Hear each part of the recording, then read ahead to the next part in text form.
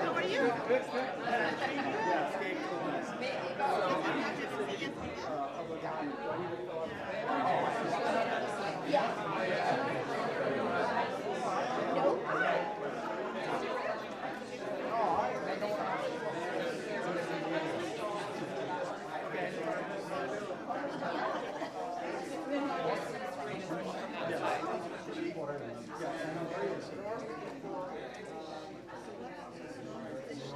Okay, so maybe about 7:15 or so, or when you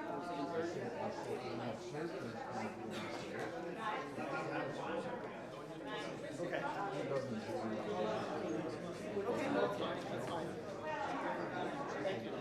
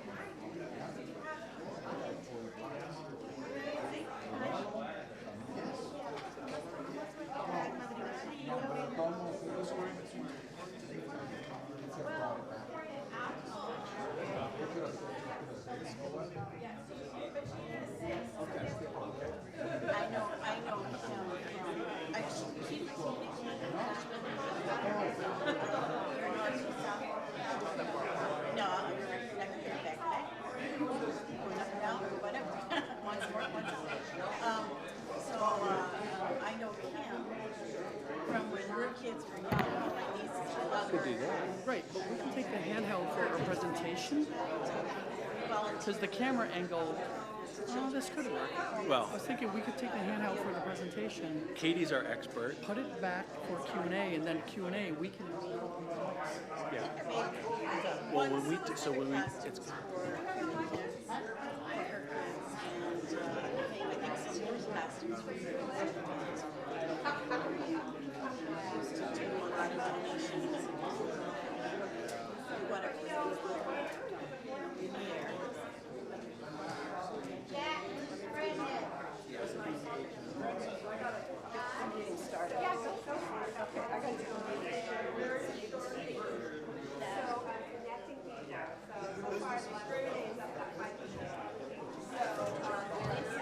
Too many people will go like this.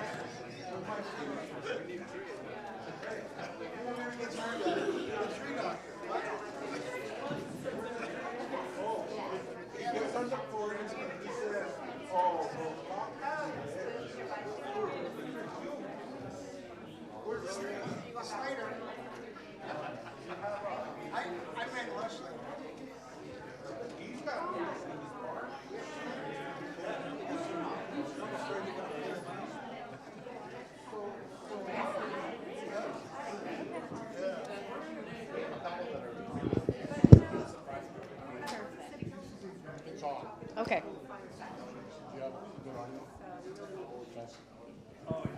Test 1, 2. You're taking it now? Yeah. It's for the mayor, for when he does the, yeah, it's not time for you to get. Okay. Calm down.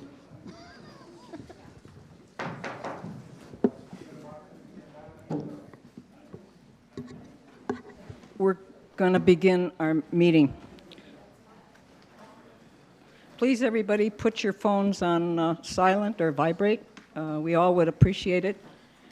And first of all, thank you all for coming to the last general meeting of the INCO, Neighborhood Council Organization meeting for the year, and it's December 4th, and it is at 7 o'clock, and right now we started at 7:06. Okay, anyway, thank you all for coming, and I want to wish everybody from the Executive Board and a nice Merry Christmas and a Happy Hanukkah to anybody that celebrates it, whether they're in TV land or in presence here in the INCO. And,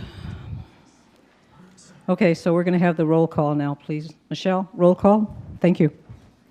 Bartolo Square North, Alice Madrid. Blackstock North, Nancy Ron.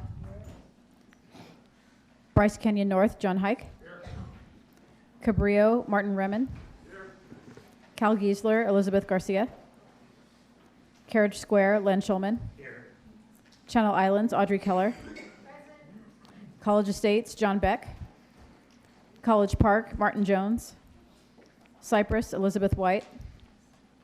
Diamond Bar, Dennis Ralph. East Village, Paul Henke. El Rio West, Daniel Rydberg. 5 Points Northeast, Pat Brown. Fremont North, Dave Ebbett. Fremont South, Gabriel Teran. Here. Hobson Park East, Jack Villa. Hollywood by the Sea, Michelle Carrillo. Kamala Park, Bill Winter. Lemonwood Eastmont, Joe Avalar. Marina West, Pat Haydett. Orchard Park, Diana Velzy. Oxnard Shores, Julie Pena. Pleasant Valley Estates, Rosanna Biggerstaff. Redwood, Carlos Quitos. Rio Lindo, Tim Gingras. River Park, Ty Hartley. Rose Park, Alfonso Arroyo. Sierra, Edward Castillo. Seaview Estates, Scott Taylor. Sierra Linda, Sergio Garcia. South Bank, Jackie Tedeschi. Present. South Winds, Carolina Gallardo Magana. Villa Marina, Catherine King. West Village, Michael Gleason is here. Wilson, Gary Blum or Steve Fleischer. And Windsor North, Aaron Greer. And Madam Chair, we have a quorum. Okay, thank you, Michelle, very much. Would everybody, before we have, we're going to have an adjustment of the agenda, but would everybody take a fast look at the minutes? And they're the minutes from November 6th, 2019. Oh, yeah, geez, I should know that by now. Pledge of Allegiance, okay? Please, would everybody stand? Place your hand over your heart and begin.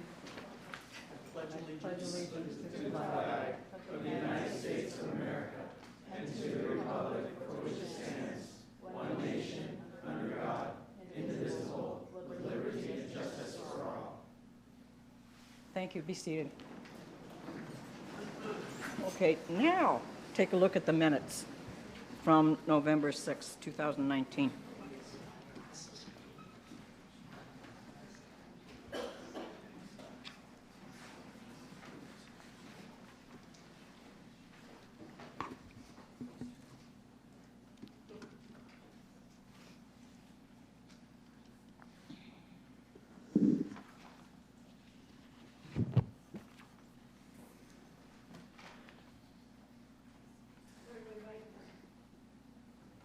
To glance at the minutes, Pat. Did everybody have a fast enough look? I'll move that we approve the minutes. Okay. I'll second it. So all in favor? Aye. Aye. Anybody against? Anybody abstain? Okay, the motion passes. Michelle, thank you. Okay, now we are going to go to have, instead of public comment will be heard, but we're going to have our, Tim Flynn, our Mayor Tim Flynn, present the certificates to the 2019 INCO Executive Board members, and then we're going to have the installation of the 2020 INCO Executive Board by our Mayor Tim Flynn. And the reason being is our city mayor has a commitment where he has to leave early. Thank you very much.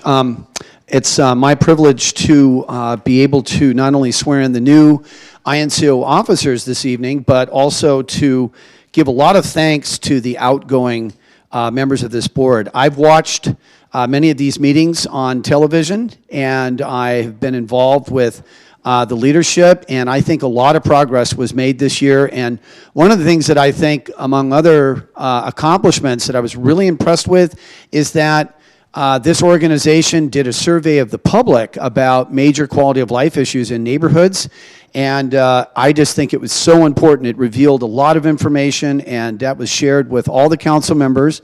And I'm hoping to say this to the outgoing members and the incoming members, that I hope we can always remain focused on the neighborhood council system as a conduit for enhancing quality of life in Oxnard neighborhoods. So the fact that these surveys were very revealing really puts it upon the leadership and the staff to begin addressing those issues, like parking problems in neighborhoods, or overcrowding, or trees are not being cut or maintained properly, or whatever the issue might be in a neighborhood.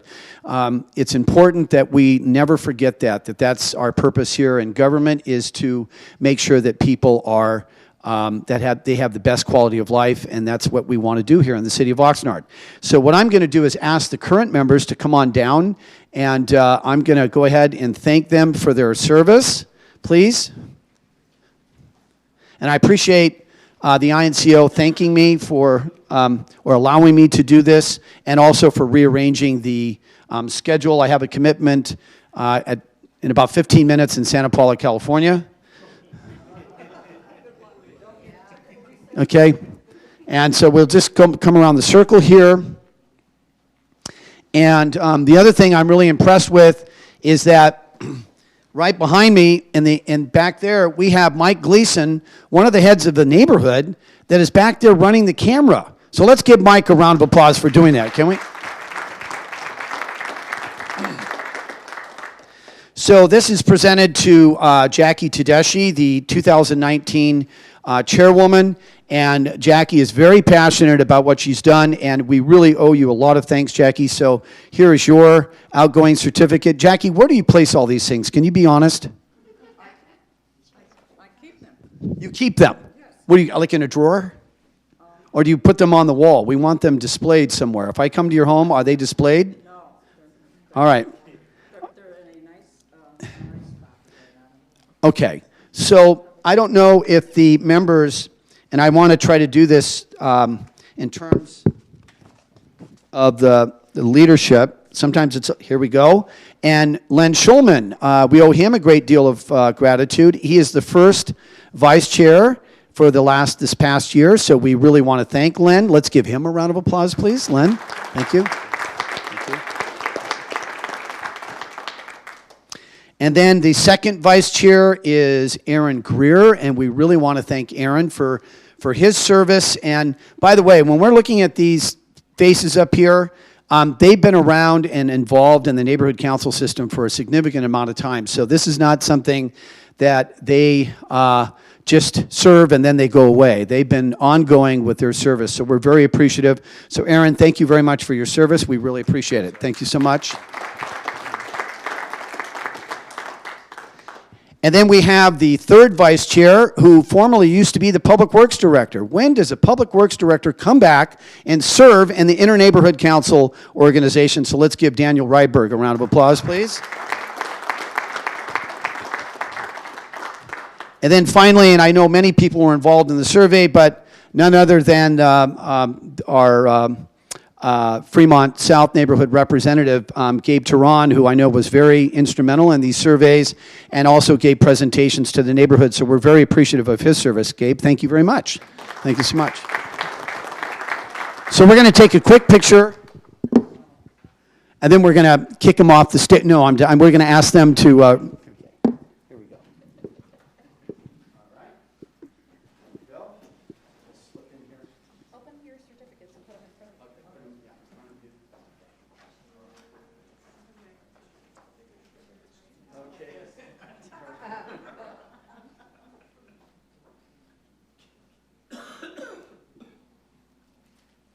Thank you very much. Thank you very much.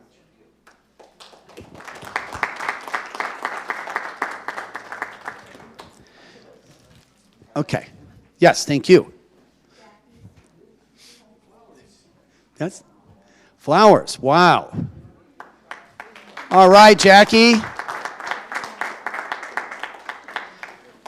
so what we're going to do now is we're going to call, I guess, the incoming officers to, we're going to call them up and and give them also their certificates, but first they're going to have to take the oath of office.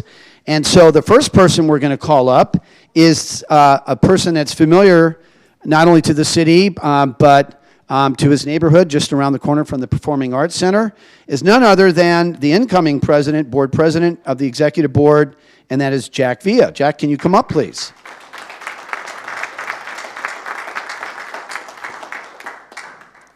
So at this point, I'm kind of on radar because I didn't bring my glasses. And let's see here. Thank you. And then we have the first vice chair is Gabe Tehran. So we'll have him come up, please.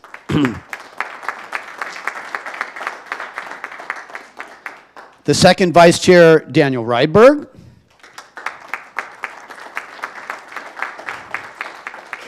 The third vice chair, Michael Gleason, back there running the camera. I don't know if he can come and... Oh, he's coming. Thank you, Michael. And then, because I need to read from the certificate on the oath, this is going to the fourth vice chair, Diana Velzi. Where's Diana? Can you come on up? Let's give her a round of applause.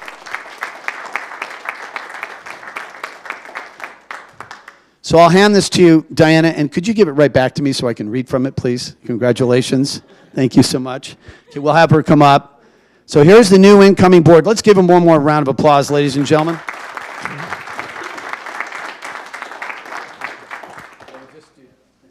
Okay. We're supposed to hold the certificates.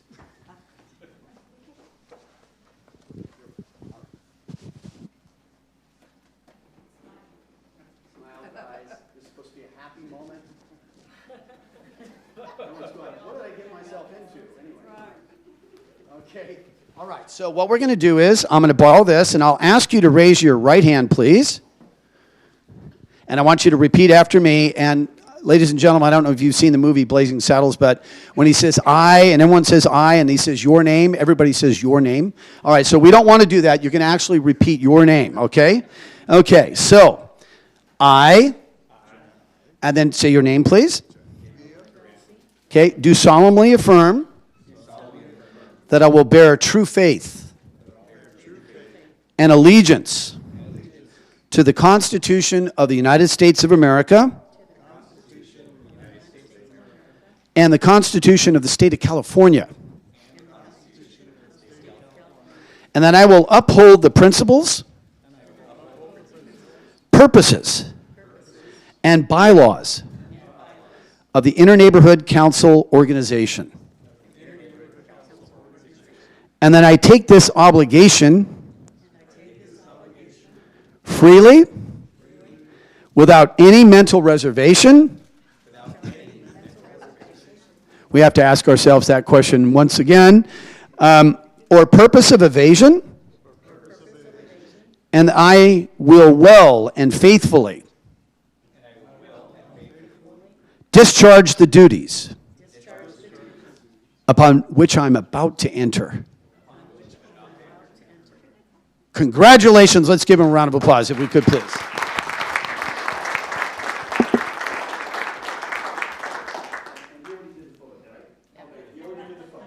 Congratulations. Let me shake your hand. Thank you very much. Thank you. Thank you so much. Thank you. Thank you. And Mike, how much are you getting paid to run that camera back there? Well, I don't know exactly for sure, but I'm supposed to get 50% raise.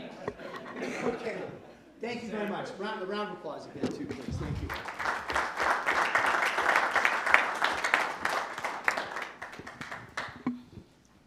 Don't get a ticket, Mayor Flynn. Okay. All right, we're going to proceed, and we're going to have public comment. And public comment, let me get my glasses on. Public comment is under D. Public comment, 15 minutes, 3 minutes per person. At this time, a person may address the INCO on matters within the subject matter jurisdiction of the INCO. The INCO cannot enter into a detailed discussion or take any action on any items presented during public comments at this time. Such items may only be referred to the Executive Secretary for administrative action or scheduled on a subsequent agenda for discussion.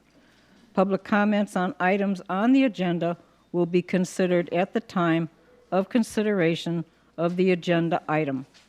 So anybody that wants to do public comment, please go to the microphone over to the right, my right on that side, please. And I always ask, could you say your name and maybe what neighborhood you're from in the city of Oxnard, or from where you are coming Yes, from? I can do that. Thank you, Madam Okay. Chair. Well, that's good. My name is Roger Poirier. I'm the Vice Chair of Hobson Park East Neighborhood Council.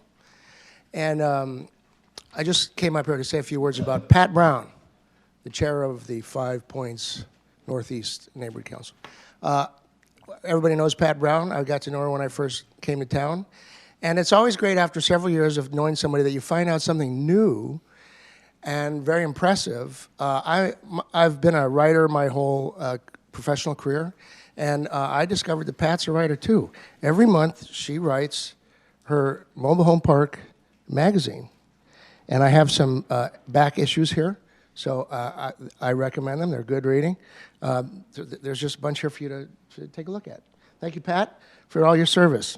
This is not easy to do, believe me. Thank you, Roger. Audrey, I see you. But say your name. And neighborhood, Audrey please. Keller, Channel Islands Neighborhood Council. A couple items that are important to me. On the city's website, under the INCO, on the INCO banner, items that are sorted somehow. It talks about the Senior Cinco de Mayo Festival under our INCO headline. Somehow Cinco, INCO appears on our site. I think someone should look at our INCO page and our neighborhood council page just to check that the document, it's properly tagged. I don't think that was correct.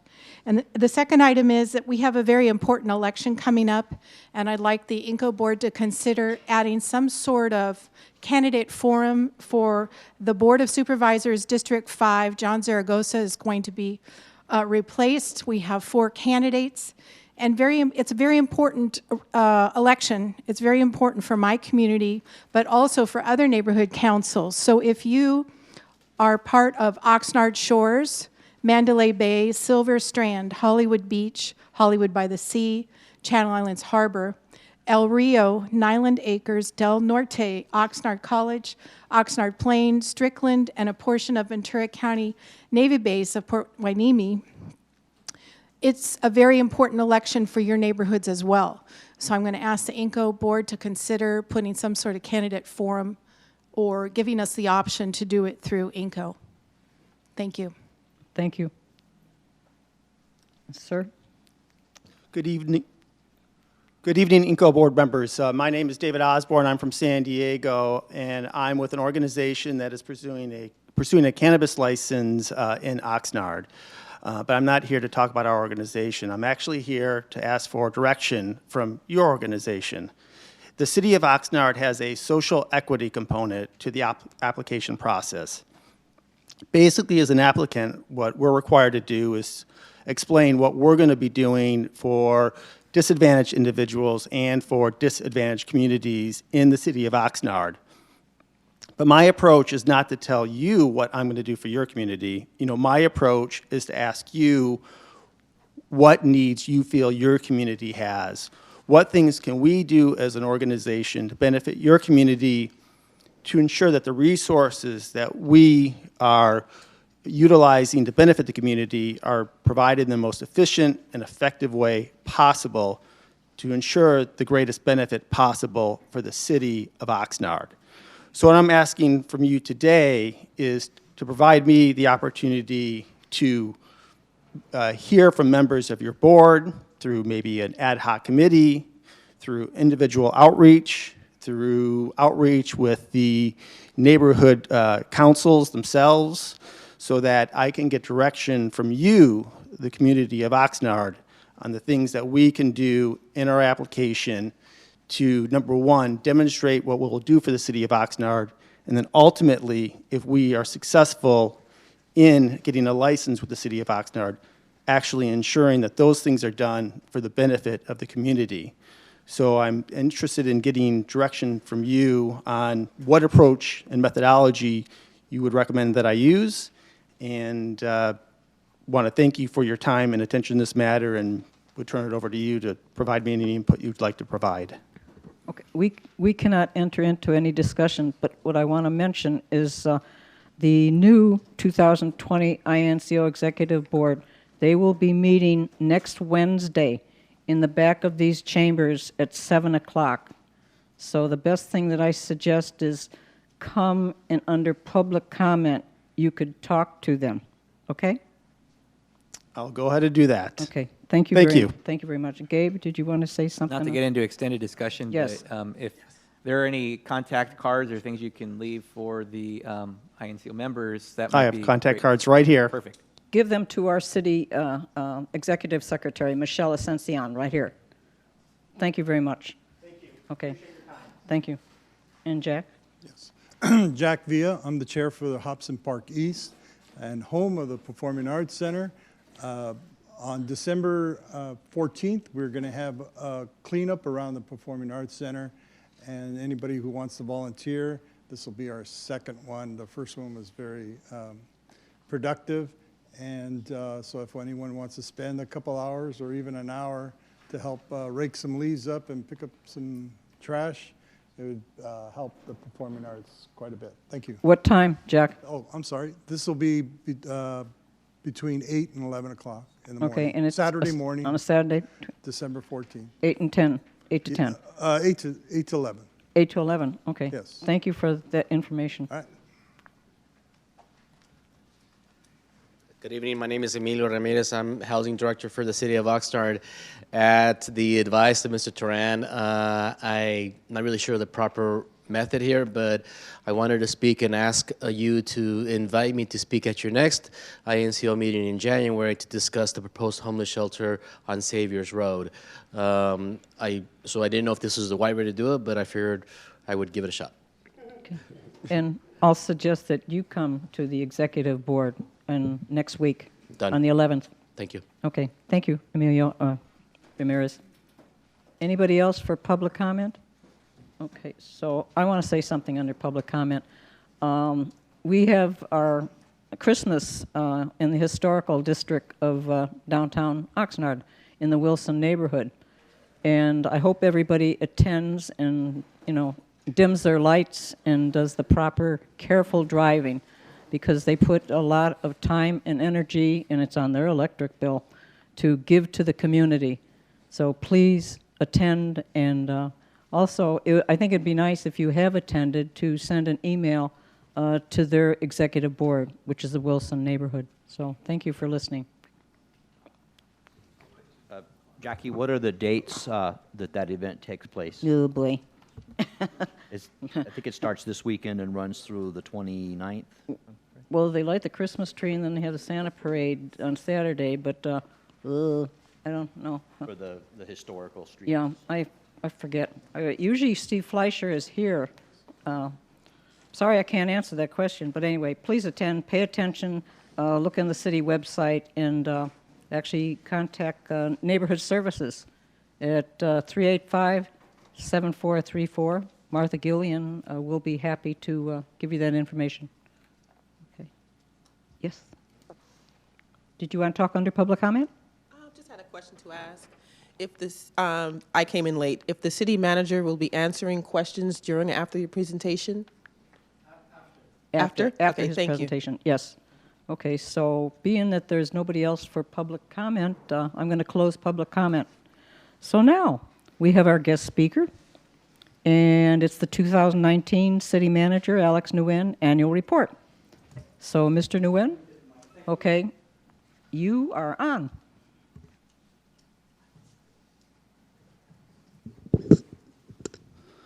Thank you very much. It's really a pleasure, and I'm grateful that we have this opportunity to speak to all the neighborhood leaders. We were here last night till 10:30, so tonight I'd like to get out of here by 10. So that's the goal. Yeah, let's dim the lights. So let me start with good news and bad news. Good news is I really want each of you, as your neighborhood leader, to invite us, and I brought the starting lineup tonight, so you're not going to hear just from me, but from the people who run some of our key departments. I'd like you to invite us to your actual neighborhood meeting in the coming months. And I'm prepared to go to every single neighborhood meeting once or even twice in the next 12 months, or next year. The bad news is when you invite us, you're going to hear the same thing again that you're going to hear tonight. But your neighbors will have the opportunity to hear it and then to ask us questions. So, this presentation is sort of like my update to the community about what I've learned and here and what I've been working on and what my plans and my vision are for managing this city going forward. But it's also to invite you to help us establish priorities. So I want to start with this very basic question. Do you want the city of Oxnard, the community, to improve or not? It's very straightforward, because I've been hearing a lot of debates about a lot of issues, and what's interesting to me is as much as people tell me they want things to improve, almost as many people tell me they don't want anything to change. So I just want to be blunt with the community. We need things to improve in this town, absolutely. But it also means some things have to change. Things cannot continue the way, not everything, but some things have to change. Some things can't continue as if it's okay. So that's the actual premise of my dialogue with the communities. Do you really want things to change, to improve? And if so, you're going to have to accept that some things have to change. So I'm going to start with just, since I've been here more than a year now, what are the major challenges? Because I get asked that a lot. You know, people come up and wherever I am, and they'll ask me, what's the deal with Oxnard? Why is it so difficult? Why have things been so difficult?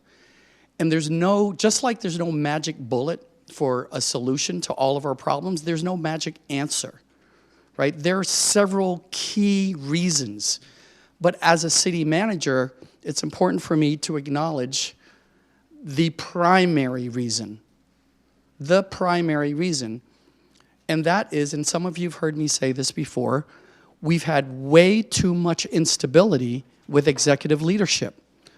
There has been, this is just in the prior decade, these 10 executive positions have been occupied by 46 people. Within the last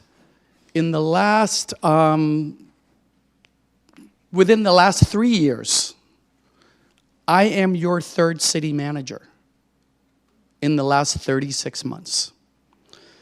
So I just want to be very clear to everyone. There's a variety of serious challenges, but this one, from my perspective, is the main problem. There is not a single organization on the planet, that, whether it's big or small, public or private, that can be successful when this is happening. There is no way. Things fall through the cracks, things get overlooked, things fall behind, bad things happen, good things are very difficult to achieve, and there's no way when you have this much turnover in executive leadership that you're going to be innovative and actually make real progress. It's very difficult to run an organization of this size, and I'm talking about the day-to-day business, when you have this much turnover. So this is a key problem. So I'm going to go over some of the highlights, right? This is not everything, right? Just some of the highlights. So we've clearly had decades of mismanagement, right? So that's a problem. You can't have a high-functioning organization when you have that rate of turnover. We have a budget deficit. There's been a lot of talk in recent years, and I've read all about it, about, oh, there's money here, there's money there. It's all been vetted through. We have a structural deficit problem. As a result of a lot of things, we've got a ton of deferred maintenance, buildings, trees, parks, sewers, pipes, sidewalks, median strips. We have a ton of deferred maintenance, and it catches up to you. Everyone remember about a decade ago, there were these big stories in the news about the Victorian sewers in London? That London had to spend hundreds of billions of dollars because all the sewers were aging out at the same time, and they were beginning to fail because they were built in the Victorian era.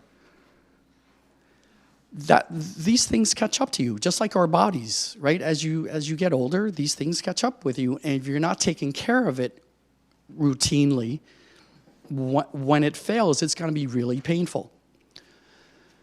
So everyone knows, given our current situation, we have overgrown weeds and a lot of our grass is brown. So the city looks crappy. Yes, it does. We're slow with road maintenance, right? We just can't keep up with it. And we're going to talk about all these things in a little more detail later. And then I have to be very frank with everyone. There's some unexploded landmines in this organization that I haven't come across yet, right? I stepped on a few in my first year, and we were able to manage it. Cost us a lot of money that we didn't plan for. There's going to be a few more because, again, when you have a long record of not having proper management in every area, things are going to fall apart, and then you pay for the price for them later. So I fully expect there'll be a few more of these surprises for me. Then to add to the Oxnard situation, we've got the state housing shortage, which is connected to the state's homeless crisis.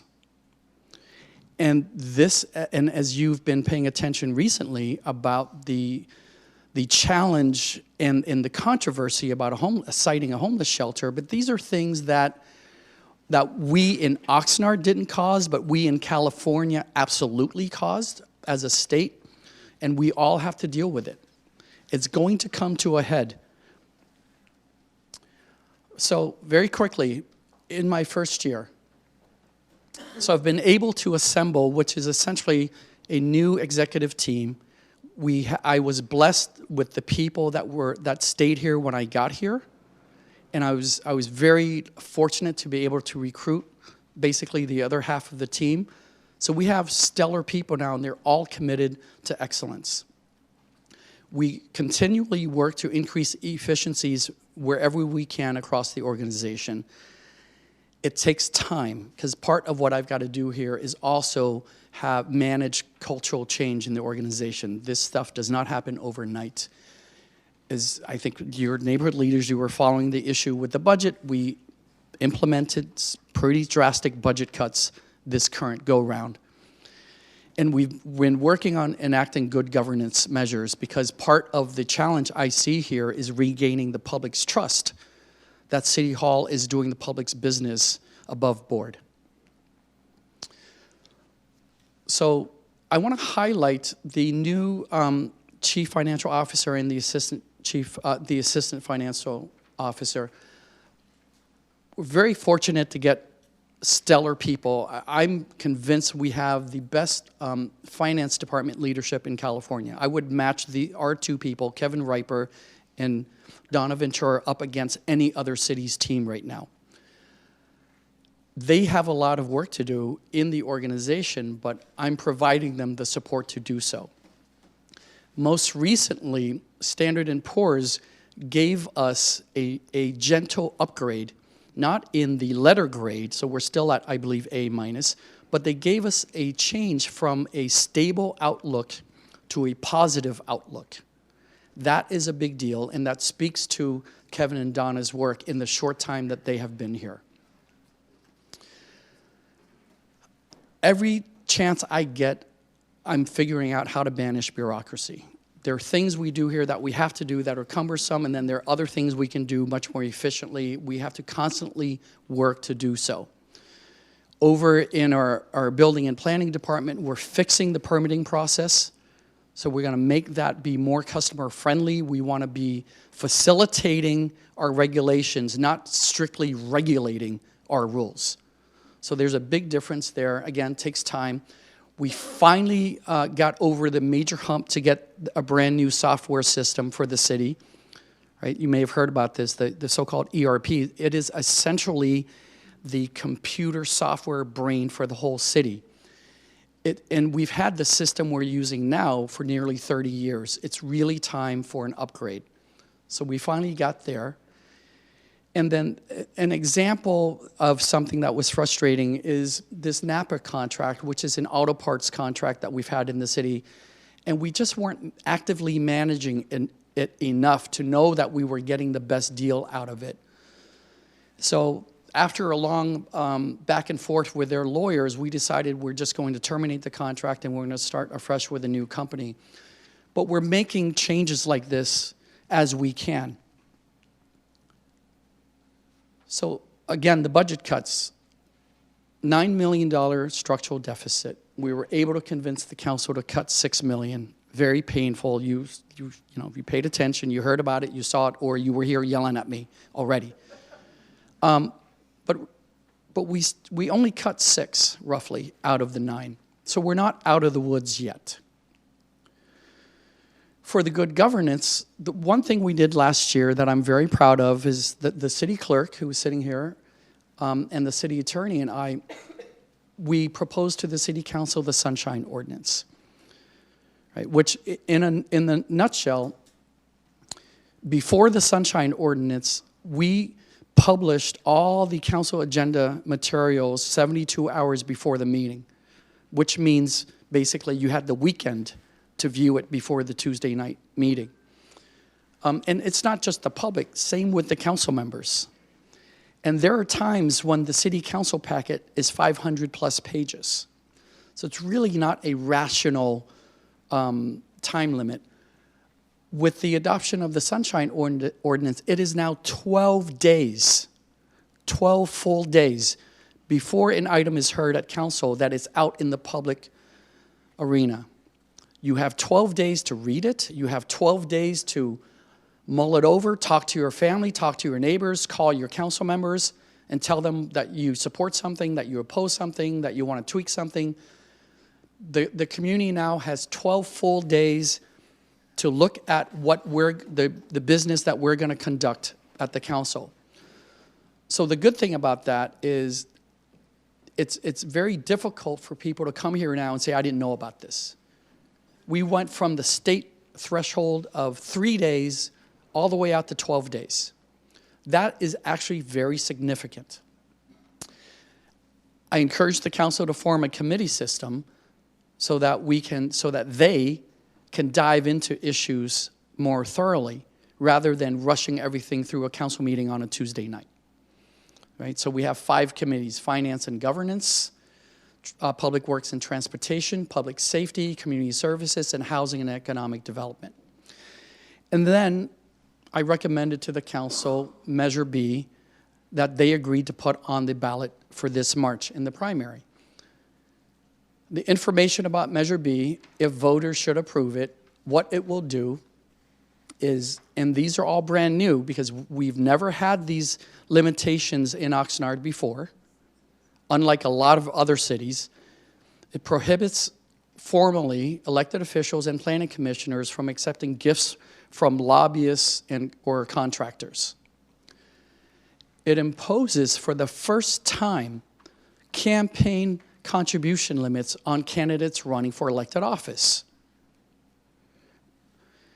Without this, any wealthy person, wealthy business group, organization, political action committee from anywhere, Oxnard, the county, LA, San Francisco, doesn't matter, can buy influence at City Hall by giving unlimited campaign contributions.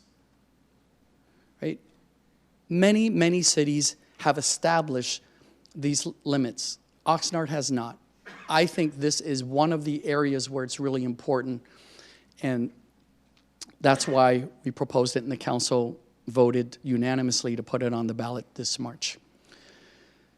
The third item, requiring that we post specific contracts and financial reports on the website, I know I can do that now, but given the track record here and given the recent history, I think it's important to make this a requirement by the voters so that the next city manager or the next city council can't just undo it.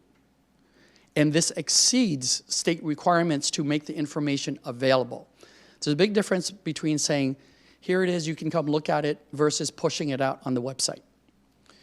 And then finally, term limits for the elected officials, and then smoothing out the mayor's terms with all the council members.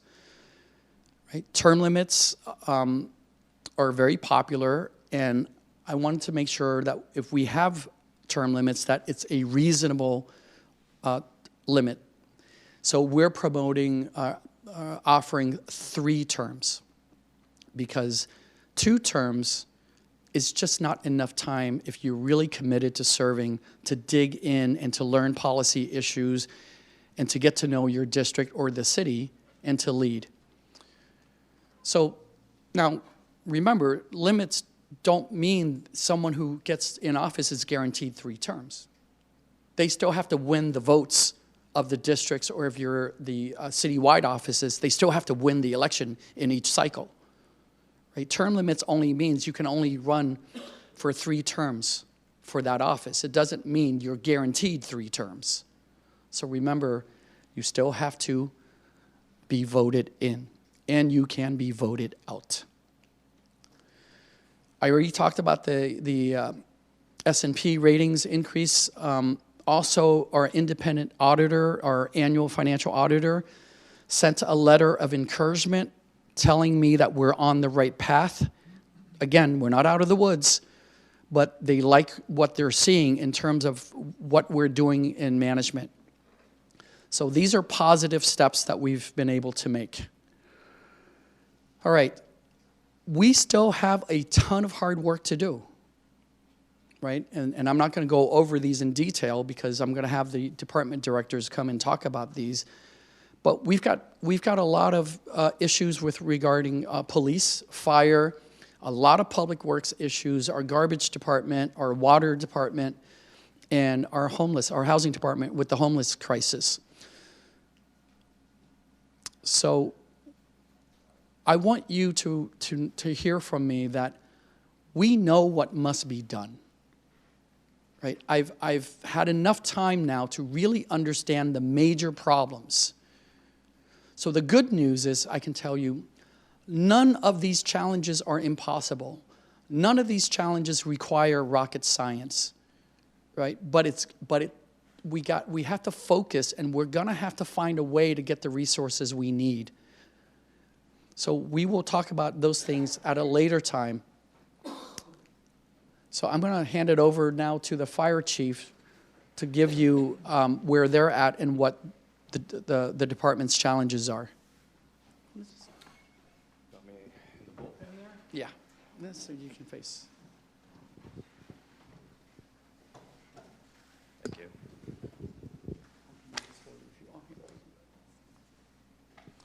So good evening, I'm the fire chief, Darwin Bass, and so I see a lot of familiar faces, and for many of you that attend my Ready and Resilient meetings, you've seen a number of these slides already. We've talked about it. I'm going to expand on it a little bit more in detail. So one of the challenges I have within the fire department, of course, my job is to manage risk. What can we get away with here within the city? Well, we already have almost 21,000 calls for service annually, and of those calls, a majority of them are medically related. We've talked about that.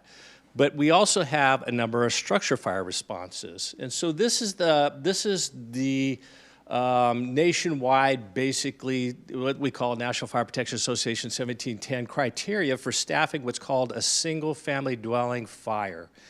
It's 15 firefighters. It's almost half of our firefighting force. Now, how many single-family residents do we really have in Oxnard? Really, we have multiple families living under one roof, so you're seeing well more than 15 firefighters usually show up on scene, just for the very fact that there's almost 26 tasks that have to be accomplished, including search and rescue. We're walking through that structure to make sure nobody's trapped in there. How many times does this happen a year? 674 times last year, a number of structural responses. Not only single-family residence structure responses, but apartment complexes, mid-rise, and each one, as you go higher, requires more firefighters to show up on scene. Once that happens, it ties up our resources for a number of minutes to hours. What the county doesn't like to do, and we're kind of dependent on them and they're dependent on us, is they don't want to create a hole within some other jurisdiction to fill a hole in Oxnard. So what we do is we look at some other comparable cities. And so consultants have come here within the city and they've compared the fire department to Salinas, Modesto, Chula Vista, Glendale, and Huntington Beach. So I chose Huntington Beach for this particular slide because it's a beach city, comparable size and population, 201, I believe, residents is what it is. So for them, they have 169 firefighters. We have 124. We have 35 firefighters on duty in a 24-hour period. Their budget is quite a bit bigger. That's to accommodate the additional firefighters, but it's also to accommodate some other disciplines and programs they have within the city too. So for us, and just a little fact for you, what I do when I take a look at risk within the city is like, you know, how many firefighters should we have? If you take a look at a national standard, it's usually 1 per 1,000. But is that realistic? You know, I take a look at city managers' data across the nation, and they say, well, what is your busiest 5 minutes? In other words, how many times within a year are all your resources tied up? In the city of Oxnard, it's significant. It's double digit in which every unit within the city is tied up. Whereas the firefighters in Huntington Beach, they might have additional firefighters available to them because they have those additional resources.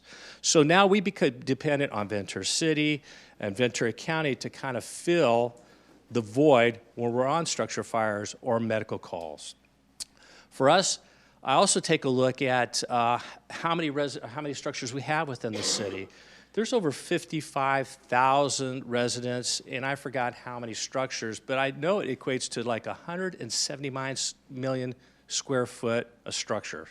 Some are protected with sprinkler systems, some are not. The ones that are not are the ones that are more critical to me. And I like to staff accordingly to make sure that if we were to have a fire in a structure of that nature, that it's not going to be a conflagration. In other words, we can hold the fire to the structure of origin.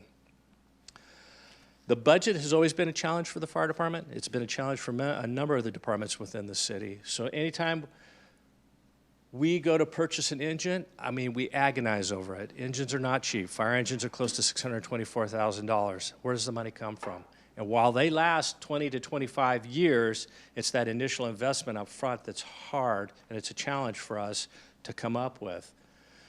75% of our calls are medically related, and so what we try to do is get there within 4 minutes of response time, because we already know that if you go without oxygen, that you can go brain dead 4 to 6 minutes. So a quicker response equates to better outcomes for people who need medical treatment. So by having firefighters tied up, they may not get that 4 to 6 minute response. It may be even greater, and we were seeing that in the south end of town. So for the south end of Oxnard, what did we implement here just recently? 1 year anniversary. Does anybody recall? No, not a new. Well, we did. Yeah, Station 8. It's been in place for a little while, so that was helped offset some of the calls down there. But what else? Paramedics, right? Because we were seeing delays from the private ambulance company go down there, and the one thing we wanted to do is enhance the service level for our residents and provide a service to them that was much needed. So now with the paramedics, again, better outcomes for individuals who have medical issues. So each one of these components here, we have to take a look at the number of firefighters, the paramedic program, stations. A lot of those issues are, for us, are deferred maintenance. We have leaky roofs, they're falling apart, they're not earthquake safe. I mean, it's a multitude of things that we've been deferring for years. The engines, the replacement cost of engines, again, astronomical. We just purchased 2 new engines we placed into service at $1.2 million. Hopefully they'll last us the 25 years and then some. The life-saving equipment, of course, it needs to be up to date, so we have state-of-the-art equipment, so it works for us as we go out to rescue individuals as necessary. And then communications technology. We moved from our dispatch, which was local, here hosted by Oxnard Police Department, and went to county dispatch. So now it's seamless communication, so it works a lot better for us. One of the last things I'll touch on here, for those of you that sit in the Ready Resilient program or meetings, we talked about if we have a major disaster, is your fire department going to be able to take care of you? No, I see people shake. No, not even. So, what are some of the things that we were looking at in the Ready Resilient program to do? Community outreach, have people prepared, basically to take care of themselves. That was through CERT, Community Emergency Response Training, and then again at those individual meetings, we talk about things that make you better prepared. 35 firefighters, if we were to have a major disaster, there's no way that they're going to be able to cover the entire city. So even if I recall all the firefighters, which we've done for the Woolsey Fire and the Thomas Fire, again, we're still spread thin at times. Thomas Fire had 45 firefighters out there for a number of weeks to help them because we knew there was a potential for the loss of life and structures. Yet, we still provided cover here for the city of Oxnard. That's where I give kudos to my firefighters. They're willing to step up and look out for our residents. They do more with less. Going forward, though, we like to be on the level of everybody else when it comes to providing a service. The last thing we want to do is provide something that's marginal, and we don't. And so my firefighters will work as hard as they can to make sure that we respond as quick as possible and meet your needs.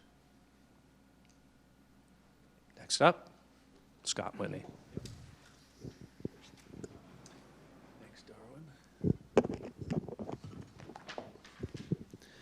Good evening, everybody. Thank you to the leadership, the executive board, and also the members, you guys that represent each of the neighborhoods. We really appreciate your attention to this matter. You guys know that go to your meetings. You guys know the police department, we show up at everyone. We're committed to working with you, to partnering with you, making your neighborhood safer and stronger.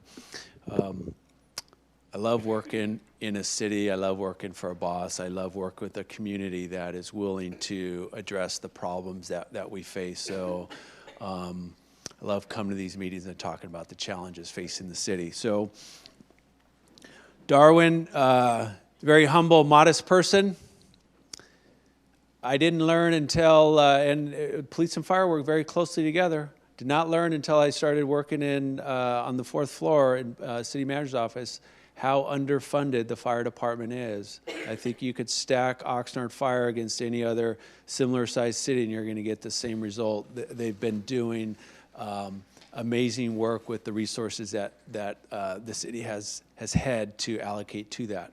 Since I started 30 years ago, I was told Oxnard Police will always do more with less. We've always done more with less. And I cringe when I hear about the challenges and the inefficiencies and the term mismanagement. I cringe because I didn't sign up for that. And I feel like I have to remind people, that's not every single department. Largely the challenge is partly a ton of reasons why. Some of it's underfunding, but I don't want you to leave here or anybody watch on television to think that all of the departments are mismanaged. Because I remind people, the vast majority, 98% of our employees, since I've been here for 30 years, have worked hard and done a good job. And I know policing very deep, been in public safety, like I said, 30 years. I would stack our police department, I would stack our fire department up against any other one in the state. We do good work. I want to start off with some good news here. We're in our 4th year of declining crime.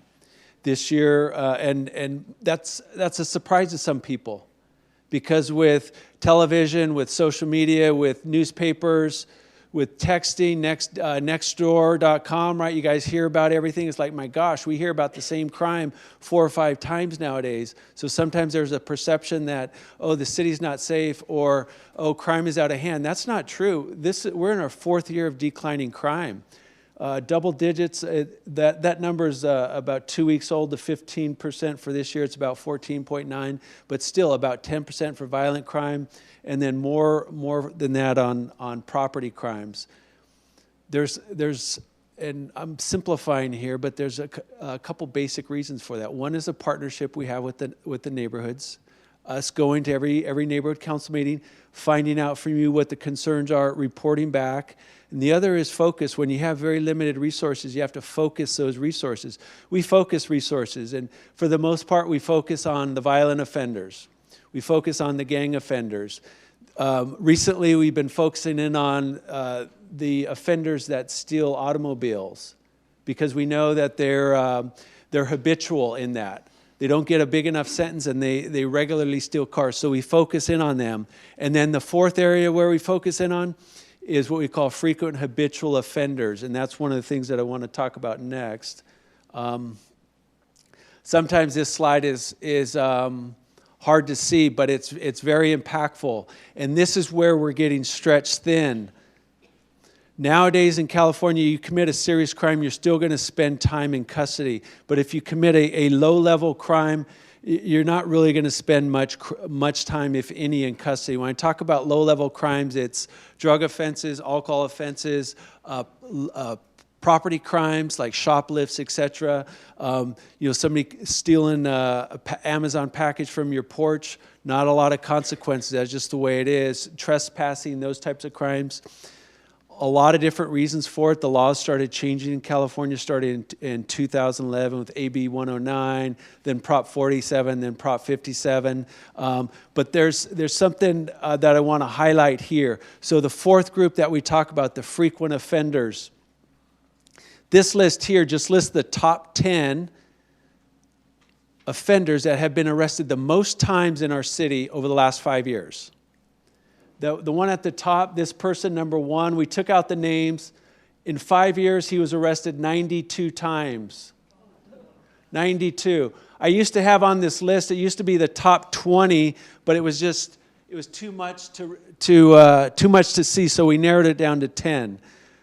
This one person was arrested 92 times in 5 years. 30 years ago when I started, 20 years ago, even 10 years ago, you would not have seen that, because people would have spent time in custody and they would not have been able to chalk up so many arrests. Even on this list, if you go down to number 10, that person was arrested 49 times in 5 years. Now, I say this because I think it's important. Not enough people know this. There's a couple other interesting points about this. When we look at all of these here, the top 10, and how many of them have a drug dependency? Every one of them. If the list was the top 20, all 20 of them would have a drug dependency. How many of them are homeless? On this list, 8 out of the 10. If it was 20, it would be 17 out of the 20 are homeless. So in policing, we focus on the violent offenders. We drive crime down. We focus in on the frequent offenders. We're not hardly moving the needle on that. We're hardly moving the needle, and it's draining police resources. We're responding to calls for service that we did not respond to 10 years ago. It's sucking up our services, our resources. You guys see it out on the street. When we go to neighborhood council meetings, people pound the table. You guys know this. And they get frustrated. It's our number one complaint. They say homelessness. It's really not homeless, because I'm going to pass the mic off to Emilio in a minute here. And the homeless population, he'll say is, the official count maybe 600. He'll say it's, maybe 4 or 5 times that. It's the vagrancy. This is vagrancy right here. This isn't homeless. So these numbers here, here's another stat. We generally every year we have about 67 people that are arrested at least 10 times. Every year. Those are the people that you guys and your residents in your neighborhoods are complaining about. It's the vagrancy. It's not necessarily the homeless.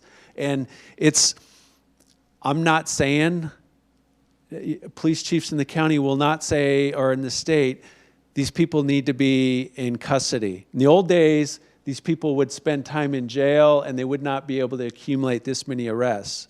We were all the state was kind of sold this idea that they're going to get treatment instead of incarceration. How many people would raise their hands? Yes, that sounds better. Treatment instead of incarceration. We didn't sign up. We didn't sign up to, as police officers to arrest homeless people for these low-level crimes. We would much rather that they get treatment. The challenge is the state, like that check was never cashed. It was never cashed. So they're not getting treatment. So they're kind of left to fend for themselves on the street. They have a drug dependency. Homeless actually took off. We had another column over here for mental illness. Many of them, as we probably know in our gut, that many of them suffer from a mental illness as well. It's untreated. It's untreated. Lot of maybe potential answers for that. I don't have time to get into all of that now, but I wanted to highlight this issue. So the main point on this slide is police resources are getting stretched. We have, and we will always do a good job. We're always going to provide good service, but we have fewer officers now than we did in 2011. When the city manager mentioned we went to all the neighborhood, or we went to the budget presentations that we did. You guys all know we sent 12 neighborhood policing officers back to patrol that were showing up. You guys all knew them. They were solving the problems. We sent them back to patrol because of budget cuts. We got this award. I don't usually bring props, but 2018, we got the James Q. Wilson Award. It's given to one police department in the state every year. We got it for reducing crime and for our connections, promoting community policing, our community policing efforts. That was 2018. Thank you. Appreciate that. When are you going to get the 2019 one? So, Jackie, don't steal my punchline, please. This was 2018, largely based on not only the crime reduction, but what we're doing with the neighborhood policing team. We sent 12 officers from the neighborhood policing team back to patrol to save some money. We kind of half joke inside the department, Mr. James Q. Wilson is going to come back from the state and try to take his trophy back, right? So that's the challenge when you're stretched, your resources are stretched. Just some other examples. We used to have 7 police officers that were assigned to the downtown. We have 2 now. What are some other stats? In 2015, we shut down, we had to get rid of our cold case unit for homicides. We had to disband our street narcotics team. Those are not things that we're proud of, but as a city, as a department, you have to work within your budget, right? So resources are stretched. Homelessness, I mentioned, and I'm getting ready to turn this over to Emilio. As police officers, none of us signed up to arrest homeless people. That's not what we signed up for. We do have zero tolerance for vagrancy, but we're not interested in arresting homeless people or criminalizing homelessness. As a city, though, our city, just like many other cities in California, Southern California, particularly on the coast, we had to do something in our most vulnerable areas, downtown, some of the parks, Wilson Park, Community Center Park. So City Council enacted those ordinances in November. I almost guarantee you these people are drug dependent, many of them suffering from mental illness. This is Plaza Park. That's not a park that is any of us should be okay with. That's not a park that anybody is going to bring their family to. Unfortunately, cities are kind of forced into dealing and enacting these types of ordinances that we shouldn't have to do. As I pass this mic over to Emilio, I just want you guys to know that we zero tolerance for vagrancy. The city is not in the business of trying to criminalize homelessness. We're looking for every opportunity we can to deal with this. So thank you for your attention.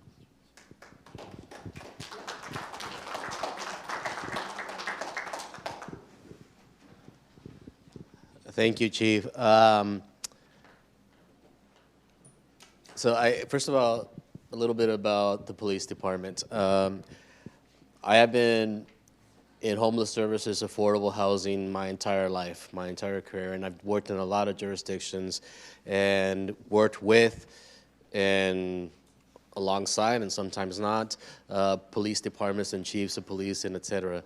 And I believe that the police department that is here truly wants to improve the community, truly wants to do better about what we're doing. And while the chief is saying that they didn't sign up to arrest or criminalize or et cetera, what has become clear is that the homeless population in and among themselves is a community, and they are protecting them. Despite that the homeless population maybe is not the population that is popular, they also need protection because that population is not 68 people long. You guys know that there's more than 68 people that is homeless. And they were able to identify 68 people that are also committing crime, and that the rest of the homeless population, officially the unsheltered count in Oxnard is 568. We know that that's more than that. We know that the homeless population includes people that are living in a car, that are living in a garage, that are et cetera, right? And they're not part of the same 68 people who the chief is talking about, but they're part of the community that is being protected because of what the chief is doing. So thank you for that. There is a need to also improve our response to homelessness. And I'm talking about providing service to a population that is in need of service. And we can talk a lot about the cause for homelessness. We can talk about the cause for poverty and the disparity between income and cost of living and all of those things. And we will work on it for the rest of our lives, trying to improve affordable housing, wages, and jobs, and business, and et cetera. All of us will do that. Meanwhile, we need to focus a little bit on how do we respond to the other 500 people that are sheltered, not part of the 68, that need help. And for that matter, the 68 also need help. But how do we do that? Right now, we have a homeless program that is one person. His name is Mark. He's a really nice guy. He works really hard, but he's one person, okay? And we honestly need to provide a better response that is going to provide social service, medical attention, social work, psychiatric, everything, mental health, et cetera, to the people that are on the streets in an effort to get them sheltered. We need a street outreach team, okay? If I can say this accurately, we essentially have about 20% of Mark that does that, okay? And so what happens is I get a call or we get a call from the business and Mark responds. That happens all of the time, and it doesn't allow us to run a good program. We are about to contract for the street outreach team, and we're going to focus on downtown. We're going to focus on the encampments in the area and provide a service to the people that are in the field.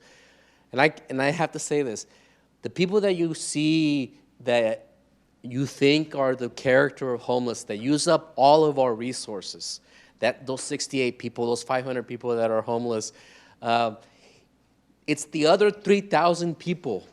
Okay, the average population that is homeless in the city is 1% of the population. Okay, 1.2% of the population. It's around 3,000 people. Those other 2,500 people that are homeless, you don't see them. They're working every day. They're living in a garage. They go up and go to school. We need to help them. We need to provide service, because otherwise they're going to get to this point. We're working on providing a shelter. You guys know that. It's been in all over the place. You've heard me talk about it, and I'm happy to come out and talk about it again. We need to provide a place that we can provide shelter services and case management support services. And that will help us to maintain, it'll help us to do a better job, but it is not going to provide the solution. The solution ultimately needs to be a situation by which we are able to recover from a trauma that is causing our homelessness. Whatever that trauma might be, it could be poverty, it could be because my wife left me, right? Or whatever, and we need to recover from that. And that includes a two-part system. It includes housing and service. And there's a model there called Housing First, where we believe that the service, which is the key to homeless solution, recovery from the trauma, can better be attached when they're in the safety of a shelter versus when they're at the park bench. And that involves Housing First. So as opposed to the current model, which is go get yourself right and then come back and we'll help you with housing. No, we're going to be able to first offer you the safety of the shelter and then come along and offer the support services to recover from the trauma. We should be able to flip the Housing First units over and over to continue to provide the service. We can't do that in a scenario by which the average income in Oxnard cannot afford the prevailing rent, let alone buy a house. Therefore, those that are mostly poor are stuck in a situation where they're never going to survive. So we need to do better about providing a model which includes Housing First, services, and wage development. And to get there, we need to increase street outreach and shelter services. It just needs to include the spectrum, this entire thing, from the street to a place that recovers from a trauma. Everybody knows that. I'm sure you guys know somebody in your life that needed your compassion, whether it was my nephew, I have a nephew, that just honestly needed it. It needs the person. We all know that that's what it requires, and we need to do that together. Where after that, it's going to take some time to create that model. It's going to take some money. Some of that comes from the city, obviously, but a significant part of that comes from just applying consistently to sources in Sacramento and HUD and DC and thinking up new ways to do it, and et cetera. So we're committed to do all of those things, including the shelter that we'll talk about hopefully next time. Thank you.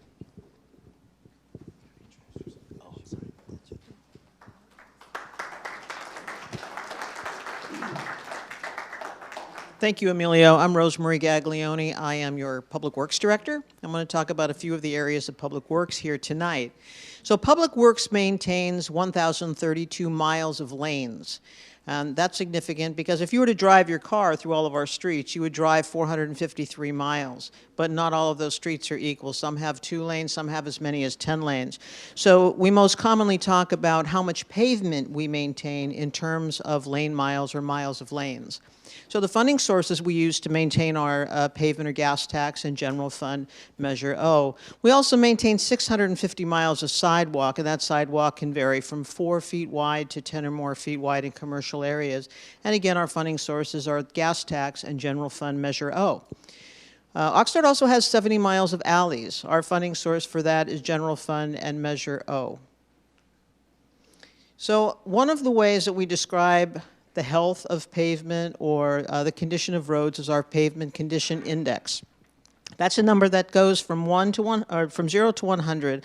100 would be a brand new road, and 0 would basically be dirt. You wouldn't have any pavement left. Currently, Oxnard has a PCI, pavement condition index, of 63. And when we look at just trying to maintain a PCI of 63, we need $13.1 million a year. Our current 1920 CIP budget for paving is $11.5 million a year. Most cities and counties would like to be at a PCI of 70. It's a reasonable number. It provides for a smooth ride, good quality pavement. And to get to that by 2028, we would need $18 million a year in pavement budget. In order to get to a PCI of 80, that jumps up significantly, and that would be $38.4 million a year. Now, some of the things people don't realize about roadways is things have changed a lot over the years. Now, when I was a kid, the trash truck there was one truck that came once a week. Now we separate things out, and we have green waste, and we have recycling. So we have 2 or 3 trash trucks coming down the road every week. That's eating up pavement life.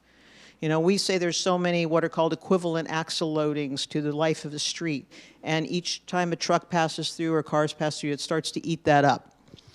There are some things that we're doing now that are great for the environment, just like recycling and separating out green waste, but they pull life out of the road. Electric vehicles, they're great, but they don't pay gas tax. And also they're heavier. They're heavier than gas-powered vehicles, though. So they actually take more life out of the pavement. We tell people it'd be great if you would take the bus, you reduce congestion on the roadways, and that's true. But every bus takes the equivalent life out of a roadway as 2,200 small pickup trucks. The old Chevy S10 pickups, 2,200, and I would guarantee you we haven't pulled that many vehicles off the road in that one bus.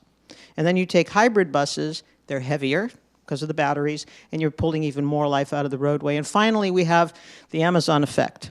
You know, we used to schedule our errands and how we're going to go to the store and pick everything up, right? But now we just want some detergent today and we want some vitamins tomorrow. And so every day, FedEx and UPS are going up and down all of these streets that were never designed. They were never designed to handle that much traffic. Related to streets, Public Works also maintains about 81 linear miles of medians, or 1.8 million square feet of medians. That's the equivalent area of 32 football fields. We also, in this last budget, we lost 15 groundskeeper positions in order to save money, and that's had a significant impact on everything that's landscape related, as you will see. Some of the issues that we would like to address is our maintenance cycle. Right now, with the budget we have, we can get to each median once a year.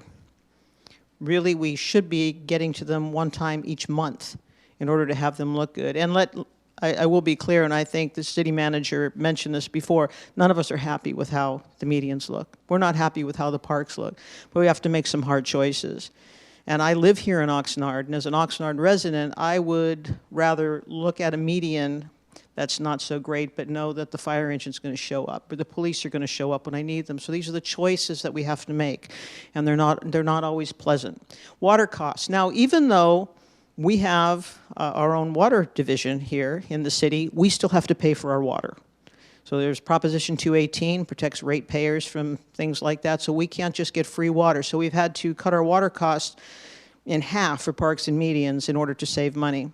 We also have aging irrigation systems. We have about 400 controllers, solar-powered controllers in our medians, and only about 40 of them are working right. There's only about 40 of them that we can set for a time and a duration and walk away and know that we don't have to go back and check. So we have all of these that we need to replace.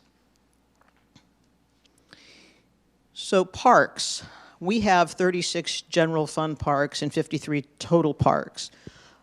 It was brought to my attention in a previous Q&A session. We were asked if those 53 parks were all general fund and said yes, and that wasn't correct. So 36 of those are general fund, and the other, we have our landscape maintenance districts and community finance districts. That makes up the rest, the total 53. Now our maintenance cycle in our parks, these are the general fund parks, we're currently mowing once a month. We should be mowing once a week. And we see that and we know that. We have to address the issues of our water costs. Once again, we have to pay for water, so we cut water in half, which probably is good because if we watered more, the grass would grow more, and then we can't cut it as often as we need to maintain that. We have the same issues with aging equipment and irrigation systems. So the equipment, we have old benches, we have the restrooms, we have pavilions, we have all of this, and we don't have outside maintenance dollars or additional maintenance dollars other than general fund and Measure O that we can use to make this right. And again, we have problems with the controllers in our parks. So these are things that we recognize, but takes money to solve. Tree maintenance. We have 56,000 trees in Oxnard, and that's wonderful. Our urban forest is very important. It helps reduce the heat island effect, and let's face it, who wants to live in a city with no trees? So we have to take care of them.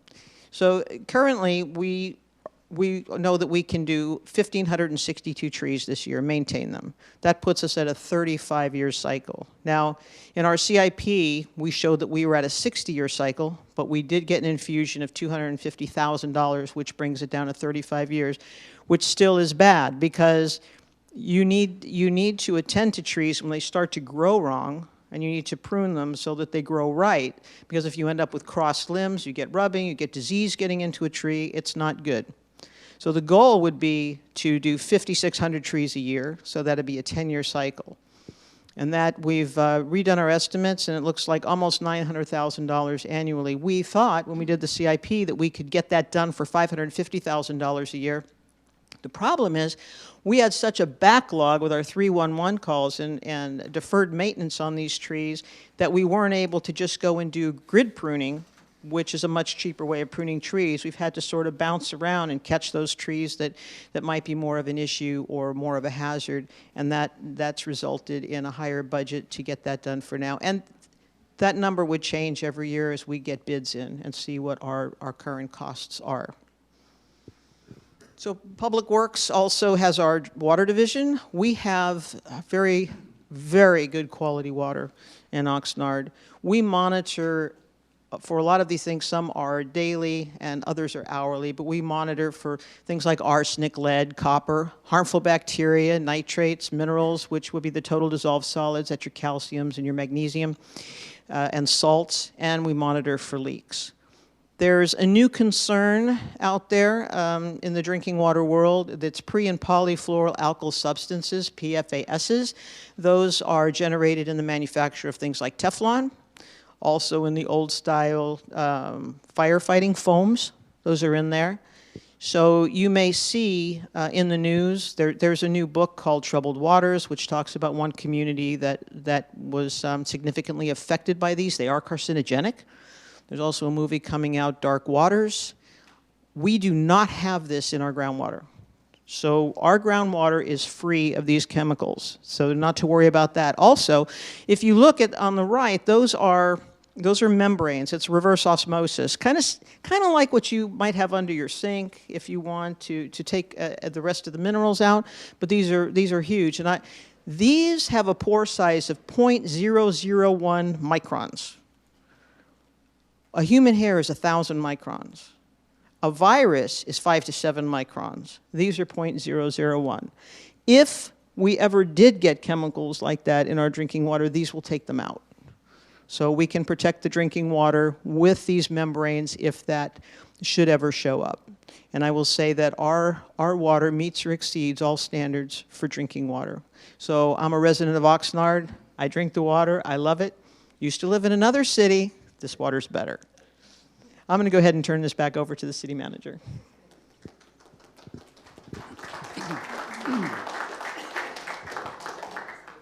Okay, so we're at halftime. This is great. We're making good time. I'm kidding. All right, so again, just highlights of the things we have to do, right? In terms of addressing our structural deficit, we've got to figure those challenges out. We've got to figure out a plan to address all of our deferred maintenance. I know everyone knows that a lot of cities fall behind. We're really behind because not only do we not have, that we didn't perform the maintenance on a regular cycle, we also didn't set aside sufficient sinking funds, maintenance funds, right? So a simple example of if you own a home and you have a 20-year roof, you need to start saving money when you're getting close to 20 years, right? Well, a lot of our roofs, for example, are beyond the 20 years, and we didn't save a penny. So we have these kinds of challenges. And then, of course, to continue to support our vital public safety services, right? We're stretched thin enough, but we're a growing city, and we have to figure these challenges out. And the good news, as I said before, is none of these are impossible, right? None of these require rocket science. And I have other city managers that I talk to, and they ask me, what's special about Oxnard? And my response is, never have I seen one city have so many challenges at one time. So it isn't really that any one of these challenges will sink the city. We just have so many, right? So if we were to address all of them, we'd be here for days. So we really wanted to highlight for you our priorities. So my goal as your city manager is to lead the organization and actually become a smarter city. We need to do things better. We need to do things smarter, because we need to have a high-functioning organization so that we can have the quality of life here that everyone deserves. Right? So there are a bunch of programs and issues there. It's not everything, right? These are the highlights. You know, we need to have a vibrant downtown. Right? We've got to figure out how to invest in our road infrastructure, enhance and expand our revenue, keep up the good work on public safety. We know we have great businesses here. We need to work with them more to retain them. We want to create opportunities for our residents to work in our companies. I'm going to talk about that a little more later. We need to continue to provide opportunities for youth and for seniors. We've got to revitalize our coastline. Right? I've got a slide on that as well. You've just heard about how we're working with water, and fixing our permit and planning is how we're going to continue to be business friendly. And then especially when you look across the city, we need to, at City Hall, proactively be thoughtful about making appropriate investments into South Oxnard. Right? We have to do that. So I just look at, for my personal management, I just look at a 3-year horizon. I don't believe in 10-year plans because too many things change, and I'm not even comfortable with 5-year plans because too many circumstances around us change, let alone here in the city, but in the state, in the country, in the world. But for me, you know, strengthening the leadership team was really crucial. Working to change the organizational culture and then develop plans to attack our major challenges, and then to figure out how to get the resources, and then, but more importantly, then just focus and get the job done. You know, we have to try our best to not get distracted by every issue that people scream about. You know, we can't be distracted by all the noise that goes on all the time, especially since most of it is not accurate. So you can see some of the items there. Revitalize downtown, improve South Oxnard, focus on homelessness, support public safety. We're working on selling surplus land. The city, like all cities, we own interesting remnant parcels of land that we have no need and no reason to own. When they're owned by us, they're not necessarily productive, and they certainly don't generate any property tax, let alone if any piece of land could be used for commercial business. Now we're giving up not only property tax, but business tax, sales tax. We're working on issues to bring in more revenue, right? We're working on deals for actual new housing here downtown. The council last night just finalized the last leg of our cannabis policy. So we will be, hopefully in 2020, begin to see some revenue coming in from cannabis businesses, and we're negotiating for a couple of highway billboards. And those funds, that revenue is directly into the general fund, unrestricted. And then I'm going to talk more later about taking care of the power plants on the coast. So South Oxnard. South Oxnard is a place where we've got to be smart and be proactive, but also we need to provide what the community really needs. So I've been working with the council members down there and our staff, and I've attended some of the community meetings down there when I've been invited. So the employee pipeline is really crucial because it's hooked into the great companies that we have here. We have great companies here in Oxnard.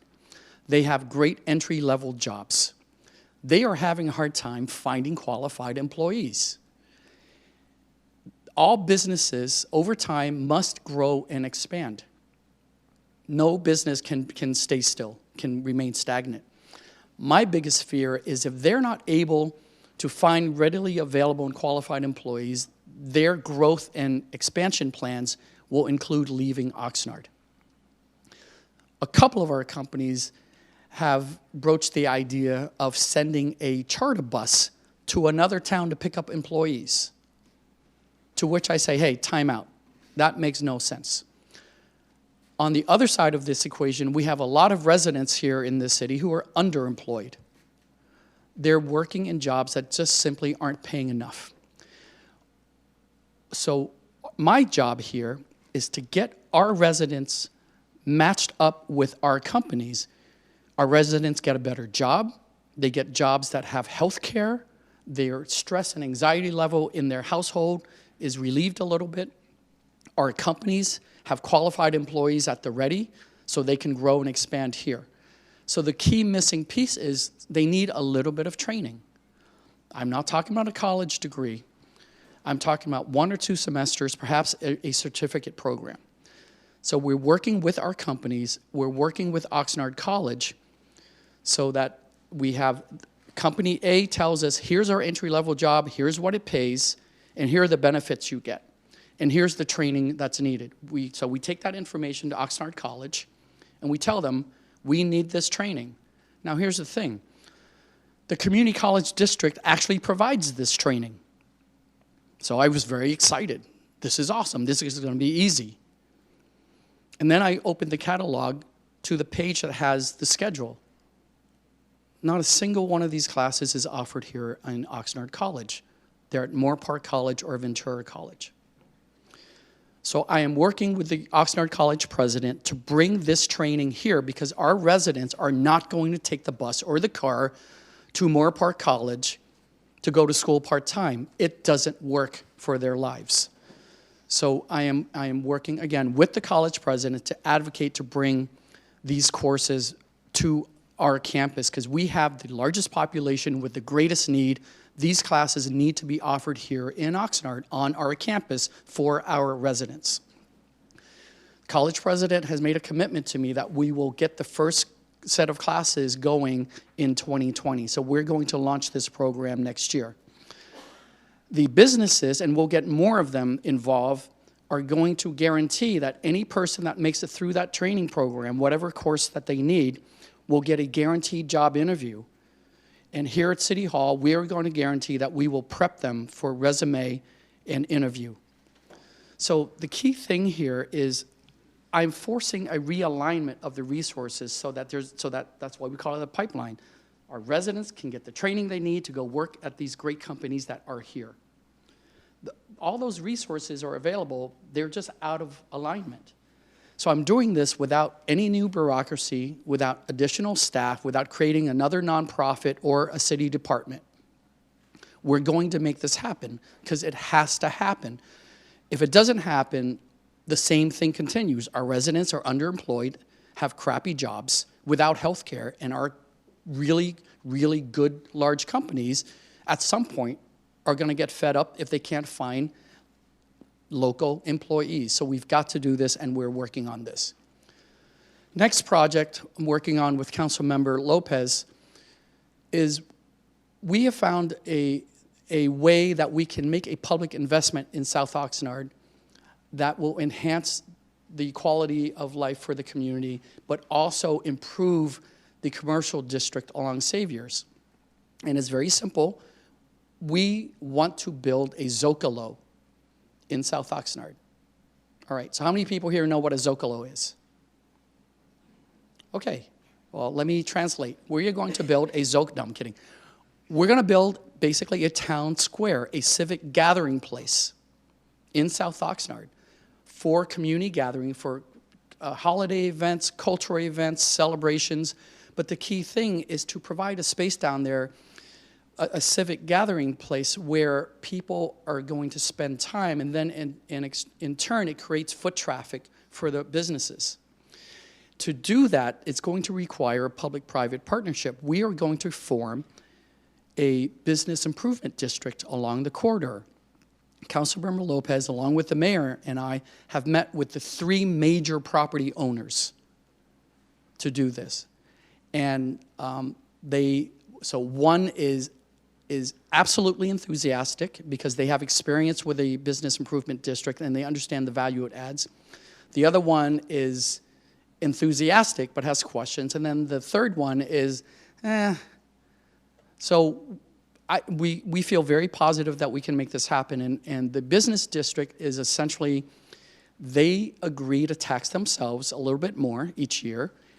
That money, while the government is the entity that is the taxing agency, we don't get a penny of it. It goes back into the district. We have one here downtown.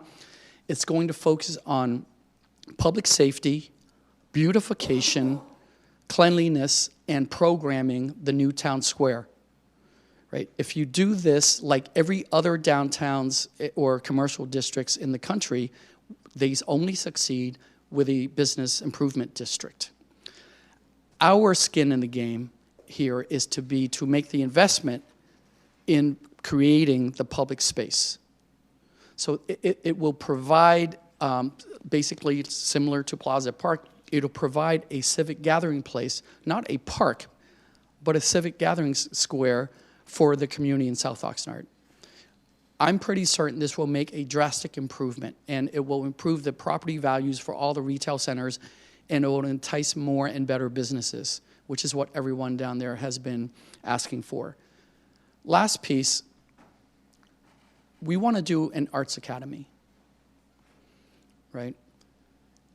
And it's based off of their 2 models that have a proven track record. One is called the Harmony Project. It's based out of Los Angeles. And the other one is called El Sistema. And it's premised on the notion, which is absolutely proven, so there's no debate about it. If young people have the opportunity to learn music, not to be exposed to music, but to learn, to play an instrument, to read music, to perform, they always do better academically, just 98% of the time. So we have after-school recreation programs, many of them, and they're very good. But a structured, disciplined music academy that provides genuine instruction, the evidence is overwhelming. The kids who go into those programs, they stay in them for over 7 years.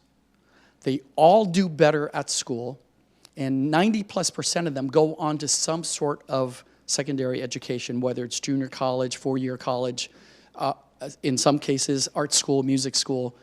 It is astounding what that can do. So we're also going to do that in the South Side neighborhood, in South Winds. And I'm going to do it on the cheap. Right? We have a space down there already. I'm going to get donations of containers. We're going to get volunteer labor to cut windows and doors and do electrical. We already have bathrooms down there, so this can be done. The capital cost to enter this project is not very high. And then I've parked the Arts Academy with the employee pipeline into the city's economic development strategy, because I need the business community to understand these things matter. Not just having employees for them, but having young people in our community who have a better chance at succeeding academically, so I'm going to get them to pay for the academy. So these are things we're working on for South Oxnard. The other thing that is really for the whole city but has a serious focus in South Oxnard is the power plant at Ormond Beach. Now, these are not Ormond Beach power plants. These are other power plants in California that have been closed, decommissioned, and they're just what I call monuments to the 20th century. So you can see, and you've nearby here, I think, is Morro Bay, right? You may have seen that, and you may have seen some of these others. But the point is, all the efforts, and for whatever reasons and motivations, and I believe they're all good, to get these plants to shut down, there is no plan and no requirement to dismantle these, and there's no requirement to remediate the dirt underneath. So one of these, wherever Daggett is, I forget, has been closed since 1998. Now, there's some others in the state and in the country that have been closed even longer, and they just sit there. So in Oxnard, our coastline, we have two of these, right? We've got the Mandalay one, and we've got the Ormond Beach one. So I'm going to talk right now about the Ormond Beach one. So there it is. Very recently, the California Public Utilities Commission made a decision to extend its life of service an additional year, which means it'll run in 2020 and 2021 because it was scheduled to close at the end of next year. So the PUC's decision will keep it open to the end of 2021 now, so that's 2 years. Come January 1, 2022, it's going to be one of these. I guarantee it.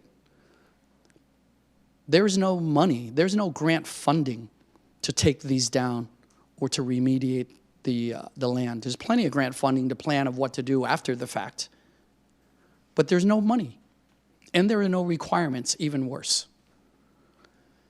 So what I'm proposed to the City Council, and they've given me the green light to negotiate this, is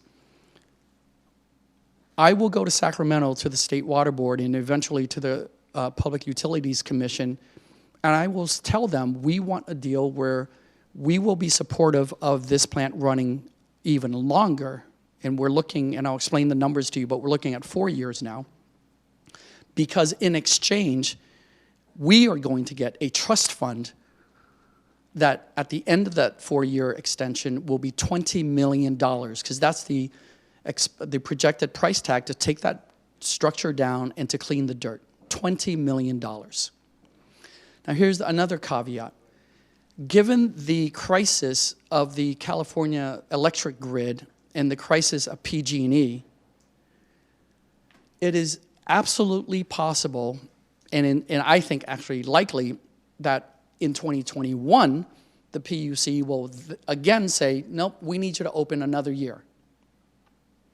They have the authority, and I guarantee you, when you look at what's happening with PG&E, they're going to have the need. So it could run for now another year, and so then in January of 2023, it'll be one of these.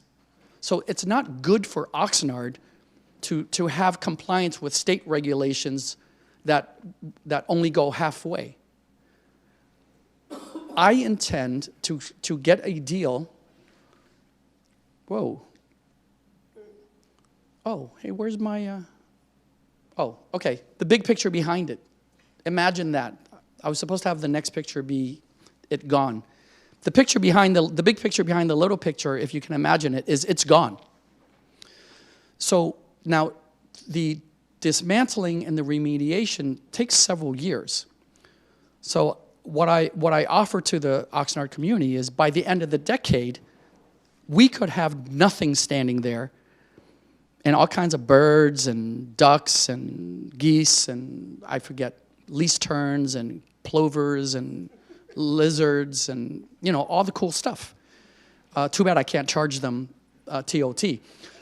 So here's the thing. And people say, well, how do you know they're going to do it? Well, I'm not taking from them a promise. We don't need to trust the power company. What we need is the trust fund. And I'm going to park the trust fund not here in the city. I'm going to park the trust fund in the Ventura County Community Foundation because they specialize in handling trust funds. And the money is safe with them, but the contract will be very clear and tight about what the money can be used for. So at the end of a 4-year extension, we will have $20 million to take that thing down and clean the dirt. And then everyone else, the Coastal Conservancy and the Nature Conservancy, they can have a go at it about how they want to restore the wetlands and all that. But imagine if within 10 years, there's no power plant standing on either end of our coast. Should we do that? Okay, one person thinks so.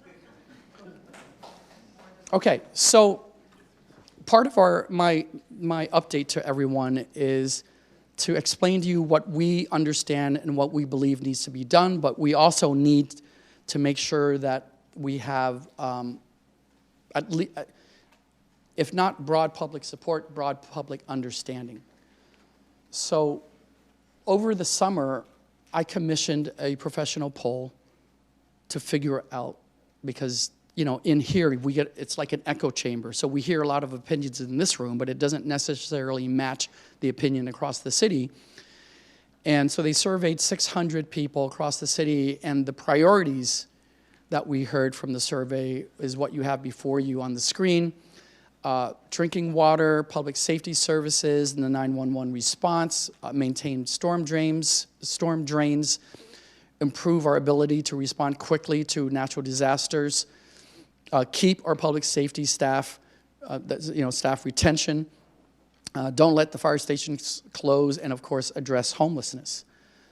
So I want to continue getting information from the public. So we're going to ask you to fill out a similar survey. And then when we go to your neighborhood meetings, we want to ask everyone to do that. And we have paper versions, we have an online version. I want to make sure that we're not completely out of alignment in terms of the priorities that we on staff view. I want to make sure we have some semblance. It's not going to be a perfect match and a perfect alignment. But I need to have that sense from everyone before I come and talk to you about revenue generation. So that is finally the end of our long conversation tonight, and now we're open the floor. We're all here to take questions. I really appreciate your patience. I know this was a long presentation, and I usually don't like long presentations, but these are really, really important matters. I believe that this city's at a crossroads where we're growing in size, but we are slowly degrading, and if we don't make significant changes, it's not going to get better, and I don't know how many generations it will require if we keep going downhill. And I tell our staff this, I think we have a moment here where it's actually possible to make the changes that we need. I think we have excellent staff here at the city. I think we have sufficient agreement among the elected officials. So I think we can make a big push and make this happen. So I'm going to go back and leave these addresses on, and with that, we're going to open it up to questions from all of you, if that's okay with you.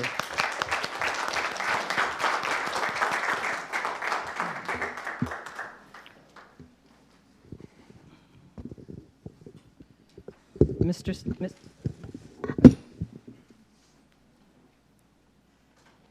Alex. Mr. Nguyen, please come here.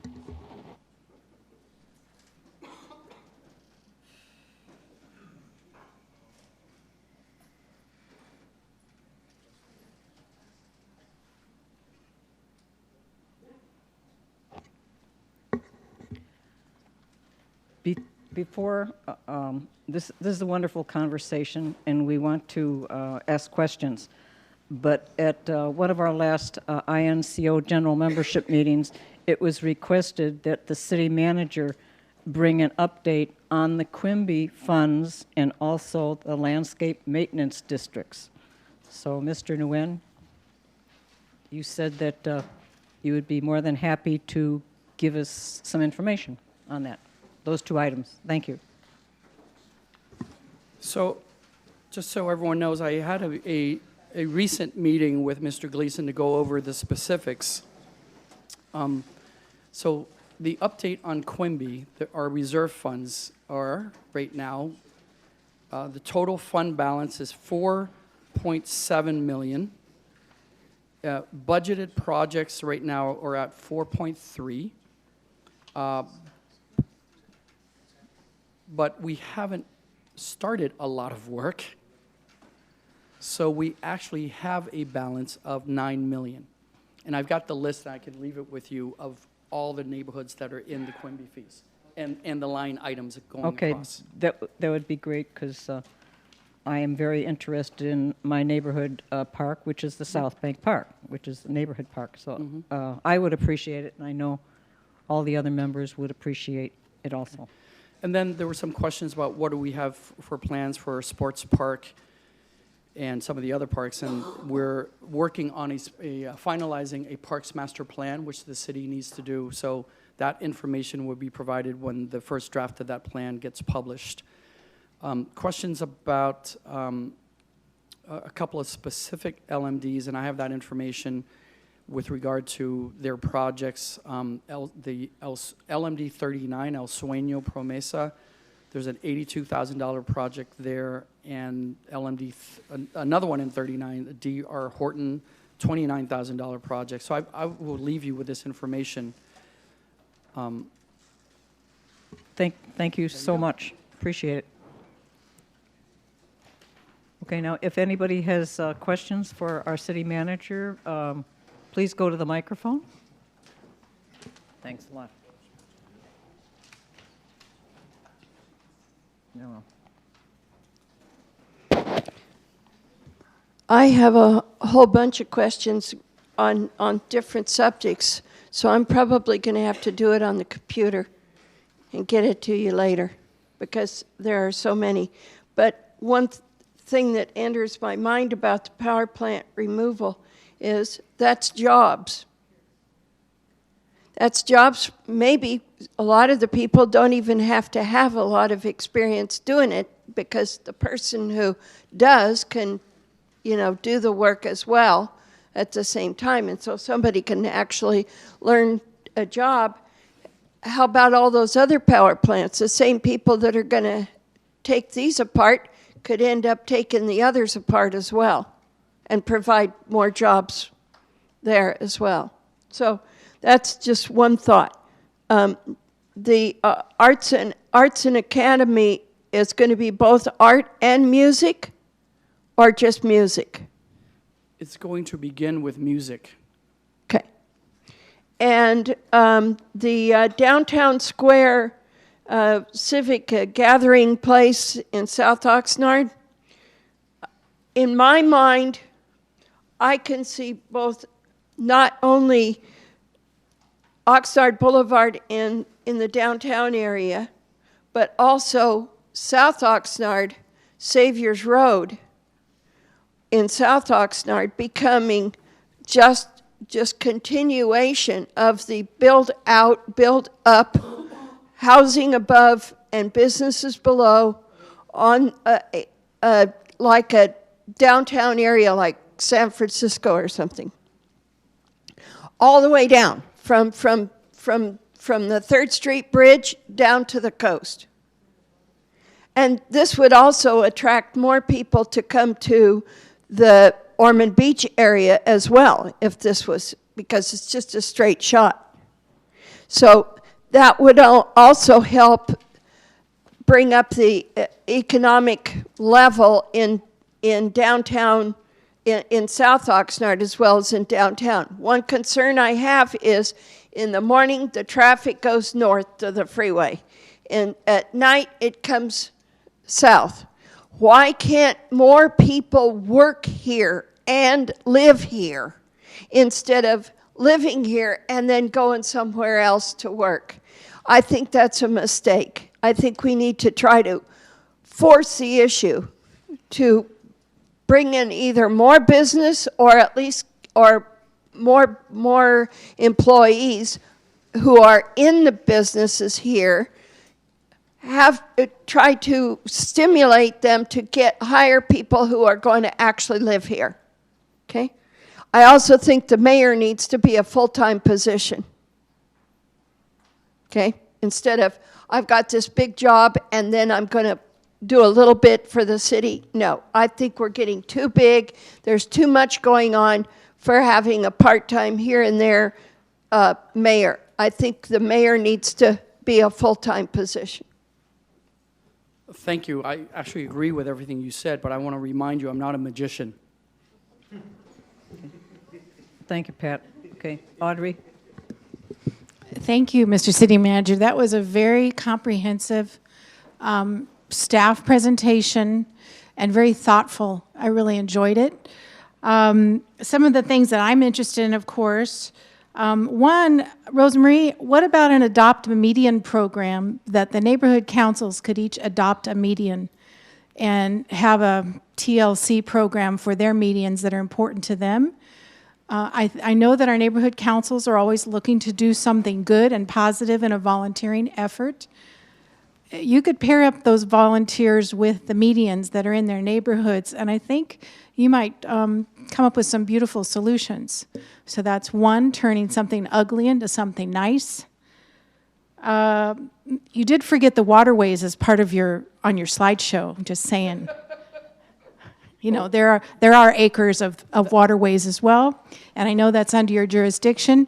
Today I was on the waterways just after the rain, and I was happy to see on your report that number 4 of importance is the water, the sewers, and the things that drain and create pollutants into our harbor. Excellent, because what's pouring into our harbor today is stuff not from our city. The drain that comes all the way down Channel Islands Boulevard is draining from Port Hueneme in a river right now. It's a river of mud and dirt and debris. So we have other cities participating in the degradation of our harbor water quality. That's very important, and I'm glad to see it was number 4. We want to help with that, and that's what we're measuring now. The power plant, the other power plant, NRG, is up for sale. It's listed on the market, as is the canal. And while it's up for sale, that's interesting, but I think we need to hold NRG, those big players, part of the California Energy Commission players, even though they are in Texas, I think we need to hold them accountable for what they've left on our beach and what they're trying to sell and run away from, and the pollutants that they've allowed to come down our canal. So we'd also like to help with that. And finally, I'm all for that arts program. My grandson is doing that himself, and I can see the difference in what it does. And so for the music, absolutely, go for it. Thank you. Thank you, Audrey. And we do have the slides about the water and the quality and the seawalls. It's the one that's for your neighborhood. No, seriously, every neighborhood's got its own, some specific interests. And I just want to remind everyone, so that list of the priorities, that's not our priorities. That's from the survey of the residents. Thank you. Thank you. Jack? Yes, Jack Villa, Hobson Park East, and come to ask a question for my neighborhood and some information on the status of the Performing Arts Center.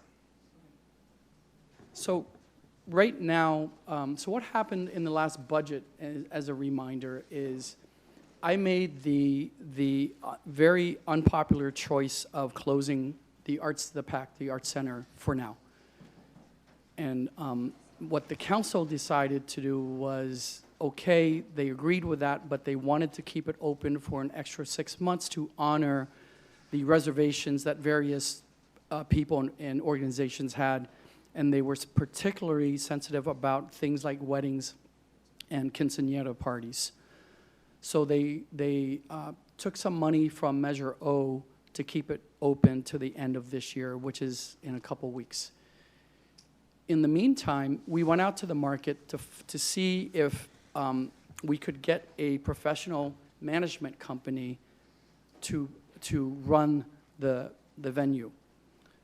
And what happened was the top tier companies who did do the walk with us through the facility, they took a pass.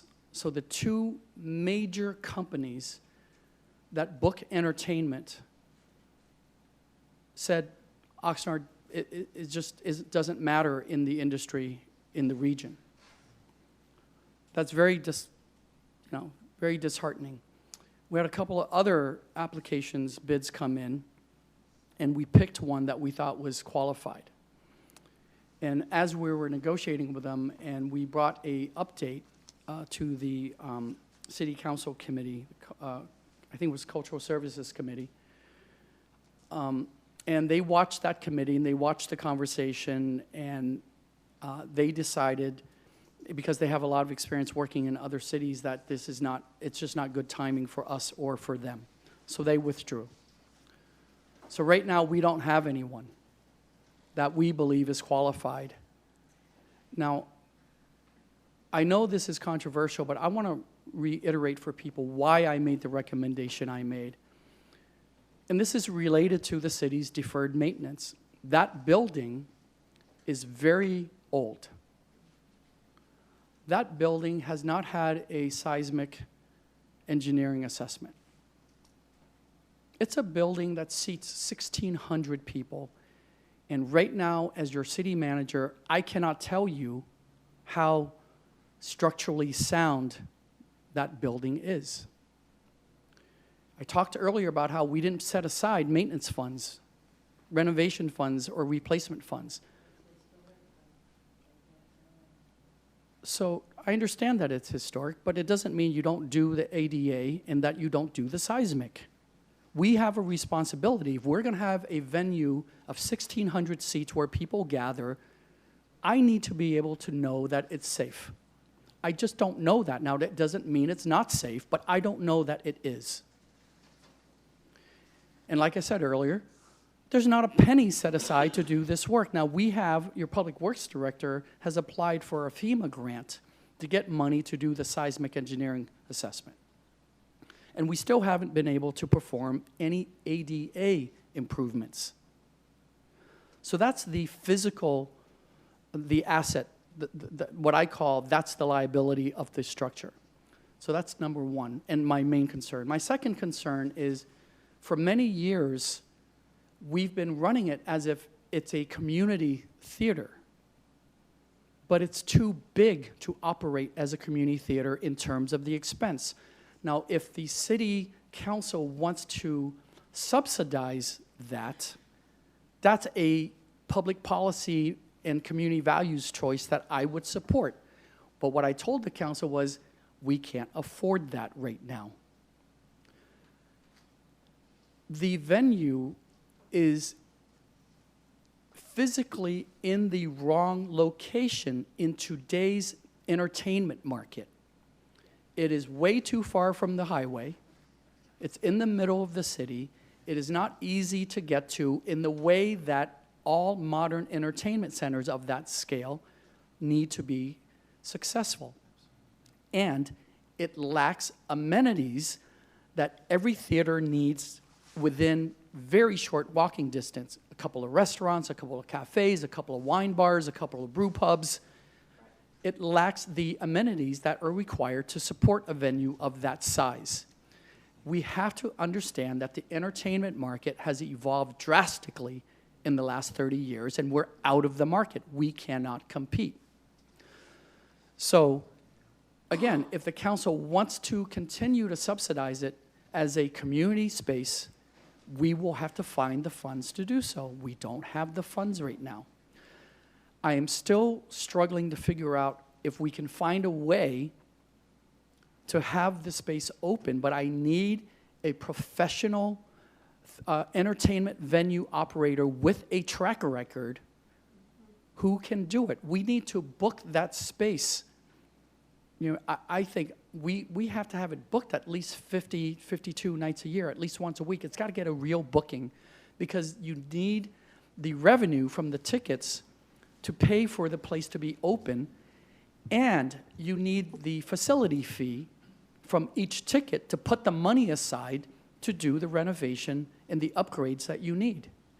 We have failed to do that with the PAC over the decades, and now we're left with, like it or not, and I'm sorry to say, right now what we have is a lemon. We are looking for a way to save it, and so we're working on that. But as of right now, I don't have the plan going forward yet, but we're working on it, and we're going to work through, well, not everyone. I'm going to work through the holidays to figure this out. Or I might have to join Len on his cruise to figure it out. We are going to figure it out. Thank you.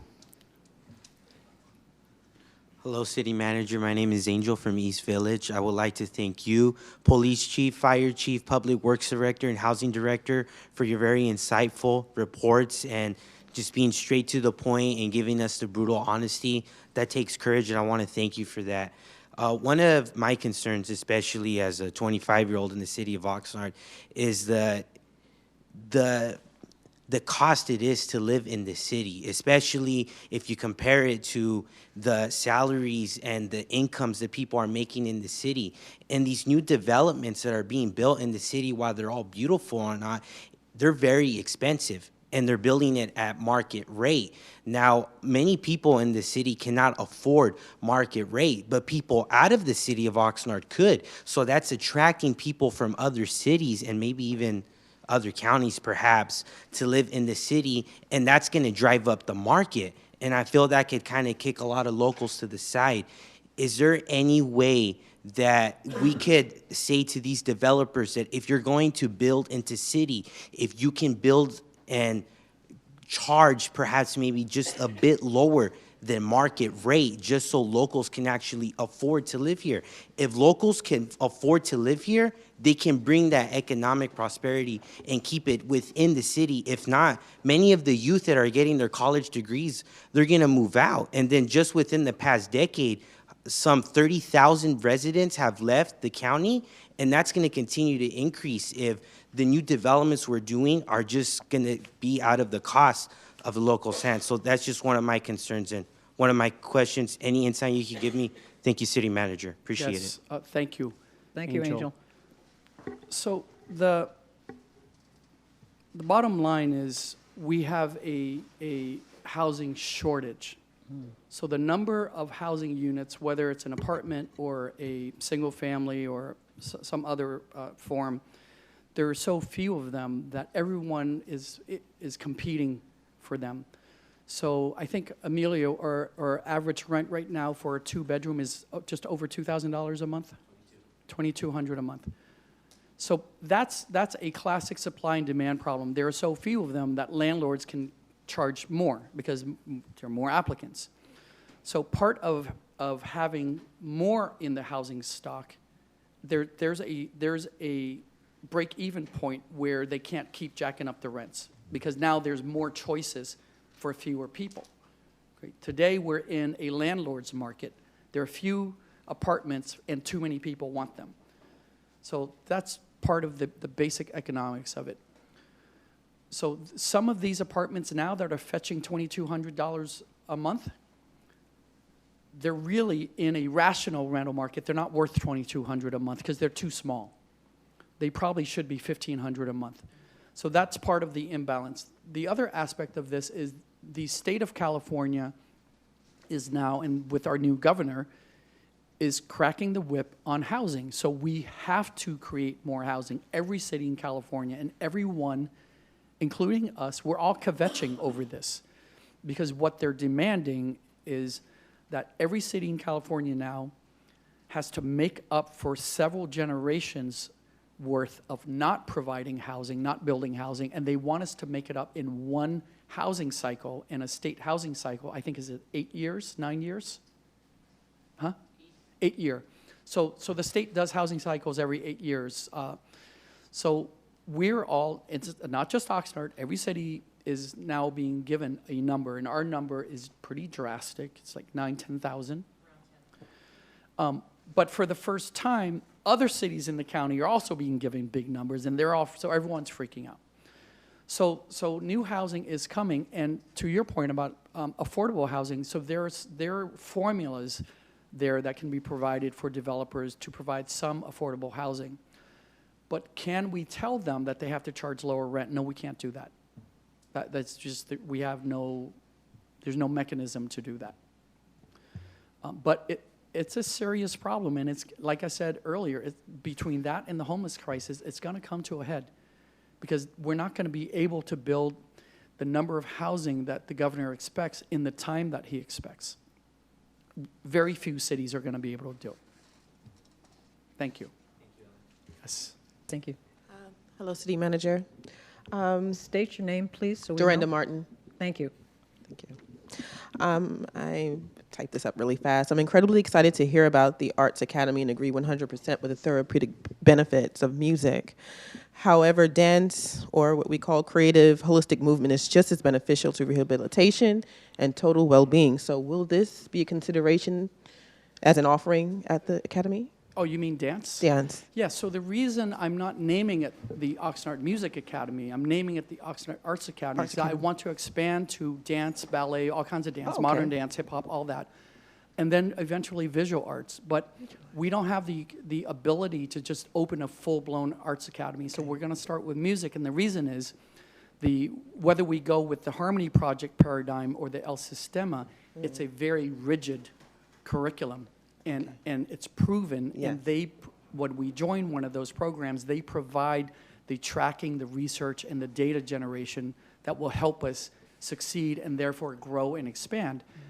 If we do this well, it's going to be a major arts academy in the region. Good. And it's possible. Other communities are doing this. Again, there's no rocket science. It's art science, but there's no rocket science. We can do it. But with everything I endeavor is start small, prove that you can do it, and it'll grow. Okay. So thank you. Thank you. Thank you. Hello, my name is Arturo Guido, and I have two questions, kind of different. I didn't really hear the previous question about the PAC, so what I'm going to ask is if the PAC item will be on the December 17 agenda. No, it won't be. Okay. Will there be an update at least or something, or? In January. In January? Okay. I think that was the question. And now going back to the presentation with the whole budget and the police, the fire, the roads. My question is about the roads. The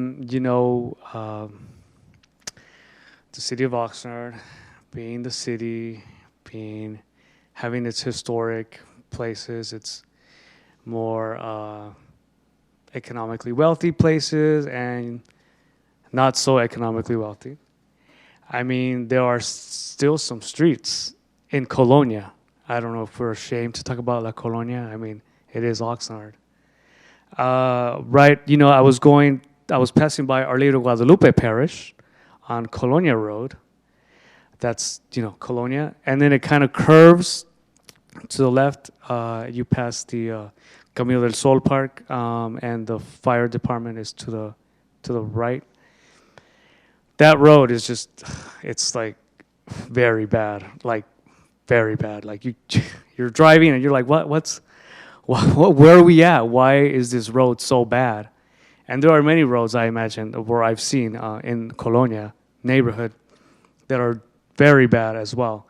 And I've seen other roads, in Oxnard where like they fix or whatever, they put the concrete, and then the next year they put some concrete again, or they better the street, and it's like, well, didn't they do that last year? And it's like, well, what's going on in Colonia? Why aren't the roads being fixed in Colonia? I don't live there, but I have family members that do live there. And then it was so interesting how you're driving along Colonia Road, the fire station and Camino del Sol is to your right, and then it curves, and it turns into Camino del Sol. You either make a right or left, and Camino del Sol is like perfect compared to the street you were just on, and it's just I don't think it's a coincidence, but I'll just say it seems like a coincidence how the newer houses are to the left of that, and why is this road? I mean, it makes sense, I guess, This road is all nice and clean because you got the houses to the left. But over here, you got the poor side, the Colonia side, and you got the bad streets. I mean, I think if we're going to be talking about our budget of the streets and the maintenance of the city, I think we should definitely consider all the neighborhoods in Oxnard, especially ones that need, to better the streets and other maintenance issues in our cities, whether they're the rich, if you want to call it that, and the poor. I think we should treat our city just as equal. Thank you very much. Thank you. Thank you, and obviously there's no shame in talking about any neighborhood in Oxnard. I can get into a long discussion about how we prioritize roads, but I do agree with you that we need to treat every neighborhood equally and fairly, and that's what this administration will do. Thank you. What about the Teatro Theater that's on Oxnard Boulevard? Have you been in there? No, I have not been in there, Okay, but we're working. that's Are we still negotiating with them? The sound. For space? Oh, no. They have a sound system that is used for recordings for, like, Bob Dylan did a bunch of his recordings in there. And they've got all new bathrooms and that kind of thing. It's been all remodeled, so to speak. And it has a stage. And it's got this great sound system. It's just a shame that it just sits there gathering dust. You know, it's rarely used. Once in a while somebody comes and records, but the majority of the time the place is empty. There's nobody there. And see that it's right here in the middle of Oxnard, right on Oxnard Boulevard. And it has a little parking lot, you know, right next to it and whatnot. I think we ought to think about that as being a place to practice arts, since it's right here already, just sitting there vacant. And it's small, so it wouldn't cost a whole lot of money to operate it. So that's a thought. Okay. Do we own that building? Oh, it's not a city building. That's true. But the guy who's paying for the thing and who remodeled it, I think that he would like to get rid of it or rent it out or something in order, because he's not making a dime on it just sitting there vacant. Okay? Just a thought. And let's see, there was one other thing that I thought about. Okay. Well, I'm just going to have to get on the computer and write Okay. it all up because All I right. got so many All right, thoughts. thank you, Pat. Thank you. So Nancy, Ron, Blackstock, North. I'm Nancy Ron with Blackstock North Neighborhood. I have a lot of people that I work with that want to know why Wagon Wheel was built where people cannot afford to live in it. There's ads in the paper for a one-bedroom for $2,500, one for $1,800, a studio for $1,000. People that I know have children that are grown, that are looking for a place of their own, not to live with mom and dad for the rest of their life. They were told to go check at Wagon Wheel. They can't even afford to move into it, more or less live in it, with all the expenses that added to it with the parking place and this and that. And the time they pay utilities, it's $4,000 a month. We need low income for people that work a small job like at McDonald's, Burger King, or part-time jobs at other places that can afford. My girlfriend's daughter has been wanting a place of her own for 5 years. She's still with her mother and dad because she only makes $1,000 a month because she's in school. And she wants a place of her own. Now that she's got a bigger job, she can't afford it because $1,800 takes her whole month's income. So we need to get places that more people can move into and live in cheaply, because there's no rent control in this town. So I understand a couple things. So first of all, Wagon Wheel is a housing development, and they charge what the market rate is. Right now, it is market-driven. As I stated earlier, part of the problem, not all of the problem, but a big part of the problem is simply that there just aren't enough housing units, period, which is why they can fetch such high prices. The fact that the state is forcing all of us to build more housing means that at some point the prices are going to, at the very least, stabilize and they eventually come down. I also said before, there are certain things, there's certain formulas we can do with new developments for some percentage of affordable housing, but there's no longer redevelopment in California for cities, so we have no incentives to give to a developer. It is market-driven. Now, starting in the new year, the state legislature has passed rent control for California. So starting in the new year, there is rent control throughout the state. So that is also an effort to stabilize rising rents. But let's not pretend the source of the problem here is too many cities over the last 3 and 4 decades have refused to have housing built. They have refused to have multifamily housing built. It's a problem. The state population grows and the housing stock has remained stagnant. So it's one of these things where it's caught up to us as a state, and we're gonna all have to bite the bullet and deal with it. Okay. Mr. City Manager, I think, Gabe, do you have a couple questions? Yes, thank you. Thank you all for the presentation.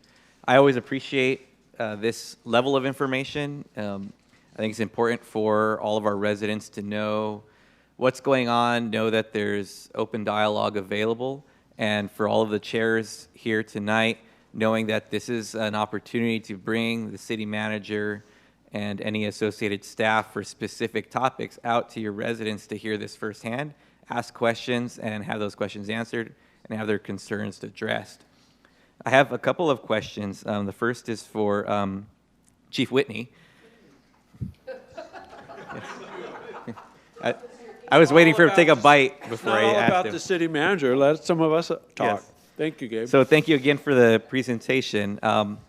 Regarding the drop in crime that you had mentioned there, I know that the perception or outwardly, people may think that's not an intuitive, level of data. They may say, that's not what I see in my neighborhood. That's not what I see in the paper. So thank you for bringing that up. Just for clarification, I'm wondering if this is, what's represented here, is this a year-over-year decline? So it was 7.5% drop from 15, 11.5 from 16. So it was a year from the previous year, not from a baseline year. Yes. Okay, thank you. You're welcome. And then are there any areas of crime that haven't moved? I see this is for violent and property crime overall. Are there any specific areas of crime that haven't moved or maybe have increased that you think people should be aware of to keep an eye out for? So violent crime includes, there's 4 violent crimes: murder, rape, robbery, and aggravated assault. We have 12 homicides this year to date. Last year to date we had 13, so that's pretty much about the same. Every other crime category except, I believe, arson might be up slightly, but robberies are down significantly. Aggravated assaults are down. So those are the 2 main violent crime categories that we track. And then I mentioned auto thefts are down significantly. Okay, and I think that it's important for people to recognize that, because that may not be the perception based on what they see, but the data is showing otherwise. And when I hear people say, oh, you live in Oxnard, have you ever been robbed, or has anyone ever been murdered in your street or anything like that? And people really say stuff like that. I point out that you're far more likely to be injured or robbed or in a crime involved with somebody who you know personally than some random stranger on the street or from a gang member who. I mean, most of the gang crime is gang members against other gang members, and it continues from there. They're not going to seek out me unless I look like some easy target. But again, I'm more likely to be victimized by someone I know than someone I don't. And I think, especially in a city this size, it's important for people to see. Numbers-wise, it's highly unlikely that you'll be a victim of crime, but you should be smart about what you're doing as well. Yeah, very good points. We give you a badge if you'd like. I mean, you, Oh, wow. you could have done my presentation. I didn't know it was that easy. So, very few people are victims of crime, no matter what city you go to. But very few people are actually victims of crime. The fear of crime is kind of more prevalent. Another key point that we like to mention is you're much more likely to get injured in a traffic collision or have suffer property damage from a traffic collision than you are to be a victim of a property crime. And nobody thinks twice when they're driving on our roadways. Yeah, definitely. The last thing I'll say is, would you say that it's accurate to say, based on the table you gave us of the repeat offenders, would you say it's kind of a small number of people who are causing the majority of the major crimes that we have in the city? Yes, very accurate. And that's why when you say, when I mentioned we focus on violent offenders, probably less than 100 people, including gang members, that are kind of willing to commit violent crimes in the city. If you know who those people are, if you track them, you focus on them, and you're able to arrest them, that's how you drive down the crime. So yes, it's a small number of people. Okay, great, thank you. Thank you. And then I have Ms. Gaglione and Mr. Ramirez, so. Wait a minute. Oh, thank One you, second. Scott Whitney. So, Scott? Mr. Whitney?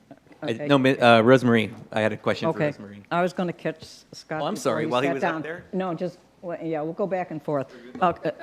Scott, you want to, Chief Whitney? Oh, sheesh. All right. Are you expecting? Can I just make a point real quick? You want to get one more bite? The sandwiches they're open to everybody, right? Right, and, right, And when right, are we right, going to right. cut the cake? Well, we will. Okay. I All mean, right. Okay. My question is standing between us and are you? cake. Is Yes. that it? Be fair. Are you expecting more crime with the cannabis? No. No. Okay. No, All right. we went, we toured Wainimi, that's kind of, and we've been very cautious. The reality, we talked a long time about cannabis last night. The reality I know is you that did. most cities don't know that much about it.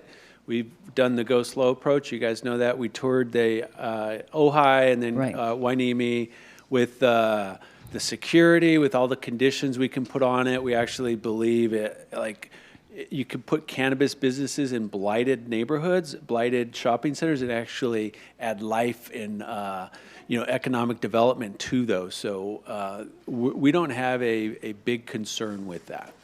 Okay, thank you. And I You're have welcome. one other thing. Could you please, not for tonight, but regarding your patrol officers and who comes to the neighborhood councils when they're the police department, could you maybe have an up-to-date list that you could put online or give to Martha Gillian to put in the weekly city packet? Because, on who's on first and who's on second with, coming to the neighborhood councils. Yeah, Okay. we'll do the best we can. It's not as easy before because of those 12 officers that went back to patrol. So sometimes it's who is available. So Okay. it's not as easy. Oh, okay, okay, thank you, okay. Thank you. Great, thank you, Chief. I just have, Oh. yes, I have one more question for you, Scott. Let Alex rest a little while Favorites. longer. You guys are my favorites. Yes, on your report on the lowering of the crime rate.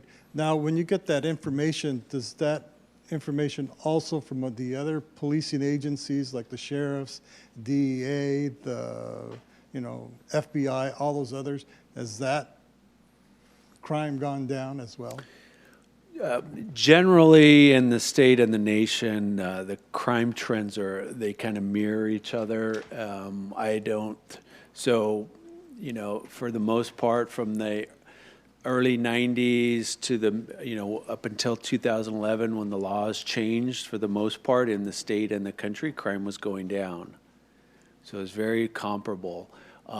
These crime stats here, though, and I haven't compared them recently, but for the most part, we're outpacing the crime declines in the county and the state. So it's good news. Okay, good. Now, Gabe, you said that you had questions for Rosemary. Rosemary, yes. Thank you, Chief Whitney. All right, I'll be quick because I heard there was cake involved. So actually, I hope these are easy. So thank you for your report also. Looking at medians and parks, what is our current staffing level now for maintaining our parks?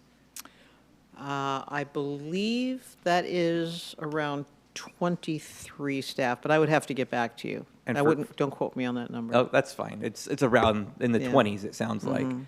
And do they also oversee the medians, or is that a different crew? No, that would include the crew that takes care of the medians. Okay, so they oversee all of our 50, how many parks do we have? Well, not all 53 parks. That would be the 36 general fund Not parks. the, So, yeah, when you seeing look these at. are LMD parks. Right, when you look at some of those, we have private contractors taking Okay. care of those. So 30 some odd parks in addition to the many medians that you said is 20 some people. And that's a huge job that they have to do. And Yes, it is. I know it's a lot of work and I know there's a lot of frustration, but I appreciate the position that you are in and your staff is in. And I thank them for the work that they do, but I also hope, as Ms. Keller had mentioned, we can find ways to do a partnership with our neighborhood councils and our residents to pitch in. I know there's plenty of people who have no problem pulling weeds or doing very low labor, low risk jobs as far as city liability goes. So thank you again. Yeah, thank you. Rosemary, I got a question for you, as long as, piggybacking.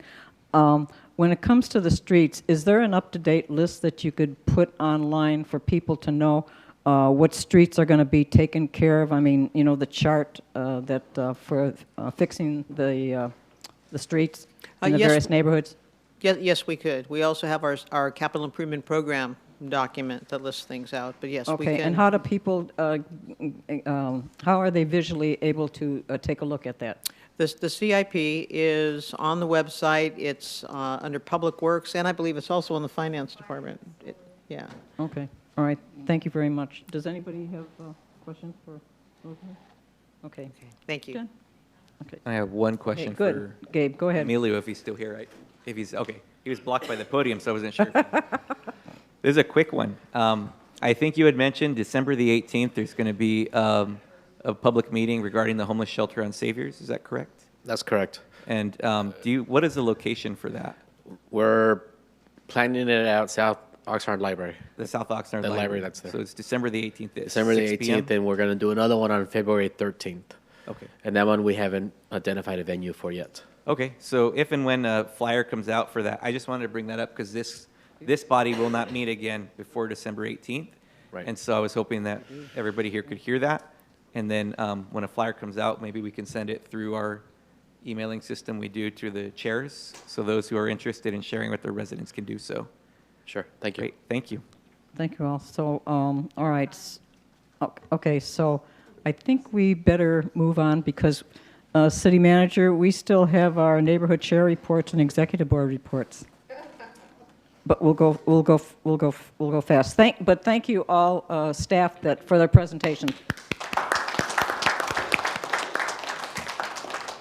Now, we go to the number G, neighborhood chair reports. Neighborhood chairs may individually report on items of interest or concern to their neighborhoods.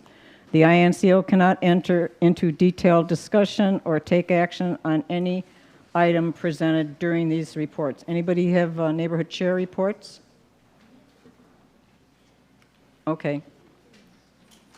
I see John. John Hike, Bryce Canyon North.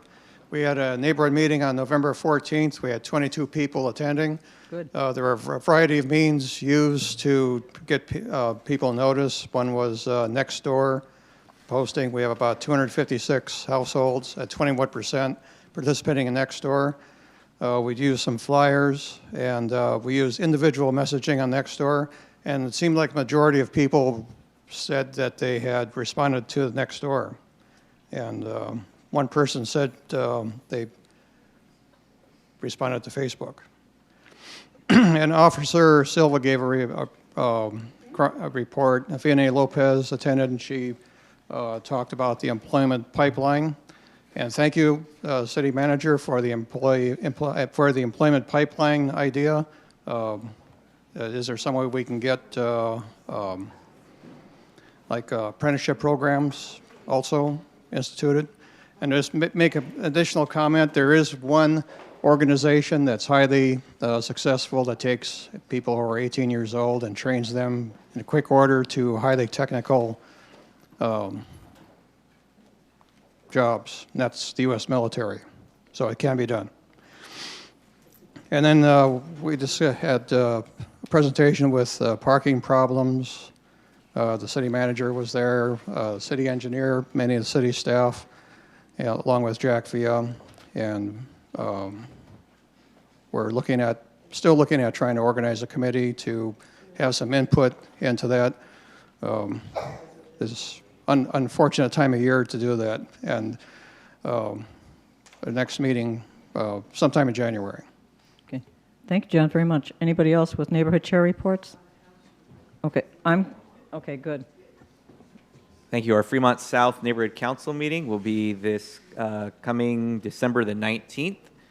And Mr. Ramirez from Housing will be on our agenda to speak about the shelter we just mentioned. It'll be after the meeting that's going to be held at the South Oxnard Center, so we might have some update, but also on potential for a housing development at Campus Park, which is something that was brought up recently. He'll give us a small update on that, which is, it sounds like it's very small, but he'll be there to answer questions and address concerns from our neighborhoods as well. Okay, thank you. Thank you, Gabe. Gentlemen, do you have anything? Okay, I'll just briefly say, I want to thank, in the past, Sharon Aranda, who used to work in neighborhood services, and I want to thank our president, Martha Gillian, who works in neighborhood services, for putting out the agendas for the neighborhood city councils, and also for booking the various venues. And I want to thank all the guest speakers that attended my South Bank meetings that I had throughout the year. So that's all for a chair report. So, okay, we still have one thing. Okay, H, Executive Board reports. Executive boards may individually report on items of interest or concern. The INCO cannot enter into detailed discussion or take action on any item presented during these reports. Any Executive Board reports? Sure. Okay, Len, go for it. Len Schulman, Carriage Square. I just wanted to say that I've been on this board for 7 years running, and it's been, I'm going to say it's been interesting, it's been fun. I'm still going to continue to be an INCO member, of course, because I am the head of Carriage Square. However, I'm glad to be turning it over to some new people with some new blood, new ideas, and congratulations, and a Happy New Year, and a Merry Christmas, and a Happy Hanukkah to all. That's it. You guys have any? Okay. Yes, Gabe, go ahead. Well, I also wanted to thank both you, Madam Chair, Jackie Tedeschi, and our first Vice Chair, Len Schulman. It's been my first year on this. Oh, I'm sorry. And Aaron Greer. Also Aaron Greer. You all have been really, it's been great working with all of you, and I look forward to continuing that work, and I look forward to the next steps for the INCO and continuing to strengthen this organization and give the influence that I know that we truly deserve as a body. So thank you. And I want to say something. Okay, I want to thank all my 4 gentlemen vice chairs for 2019. We had an unusual year. I'll say that. Has been. This is not very polite. It's been a hell of a year, but we got through it, and we had a lot of growth, and it was very interesting, and we all really tried to give it our best. So I want to thank my 4 vice chairs, and I also want to thank, for in the past, Michael Cabezas, who is the longtime executive secretary for the INCO, and for a brief time, Elizabeth Rubicalva was our executive secretary, and now we have Michelle Ascension. So thank you very much. So anyway, and I also want to thank Deputy City Attorney Jason Zaragoza for his work helping the INCO Executive Board, and that's it. And best wishes to the new board. You guys will do a great job. And Diane Velzy. Okay, anyway, so, okay. Future agenda items. Anybody have ideas for future agenda items? Go ahead. We did have the 2 guest speakers that came up that will probably be attending the board meeting. Next week, yes. Okay, so, pardon me?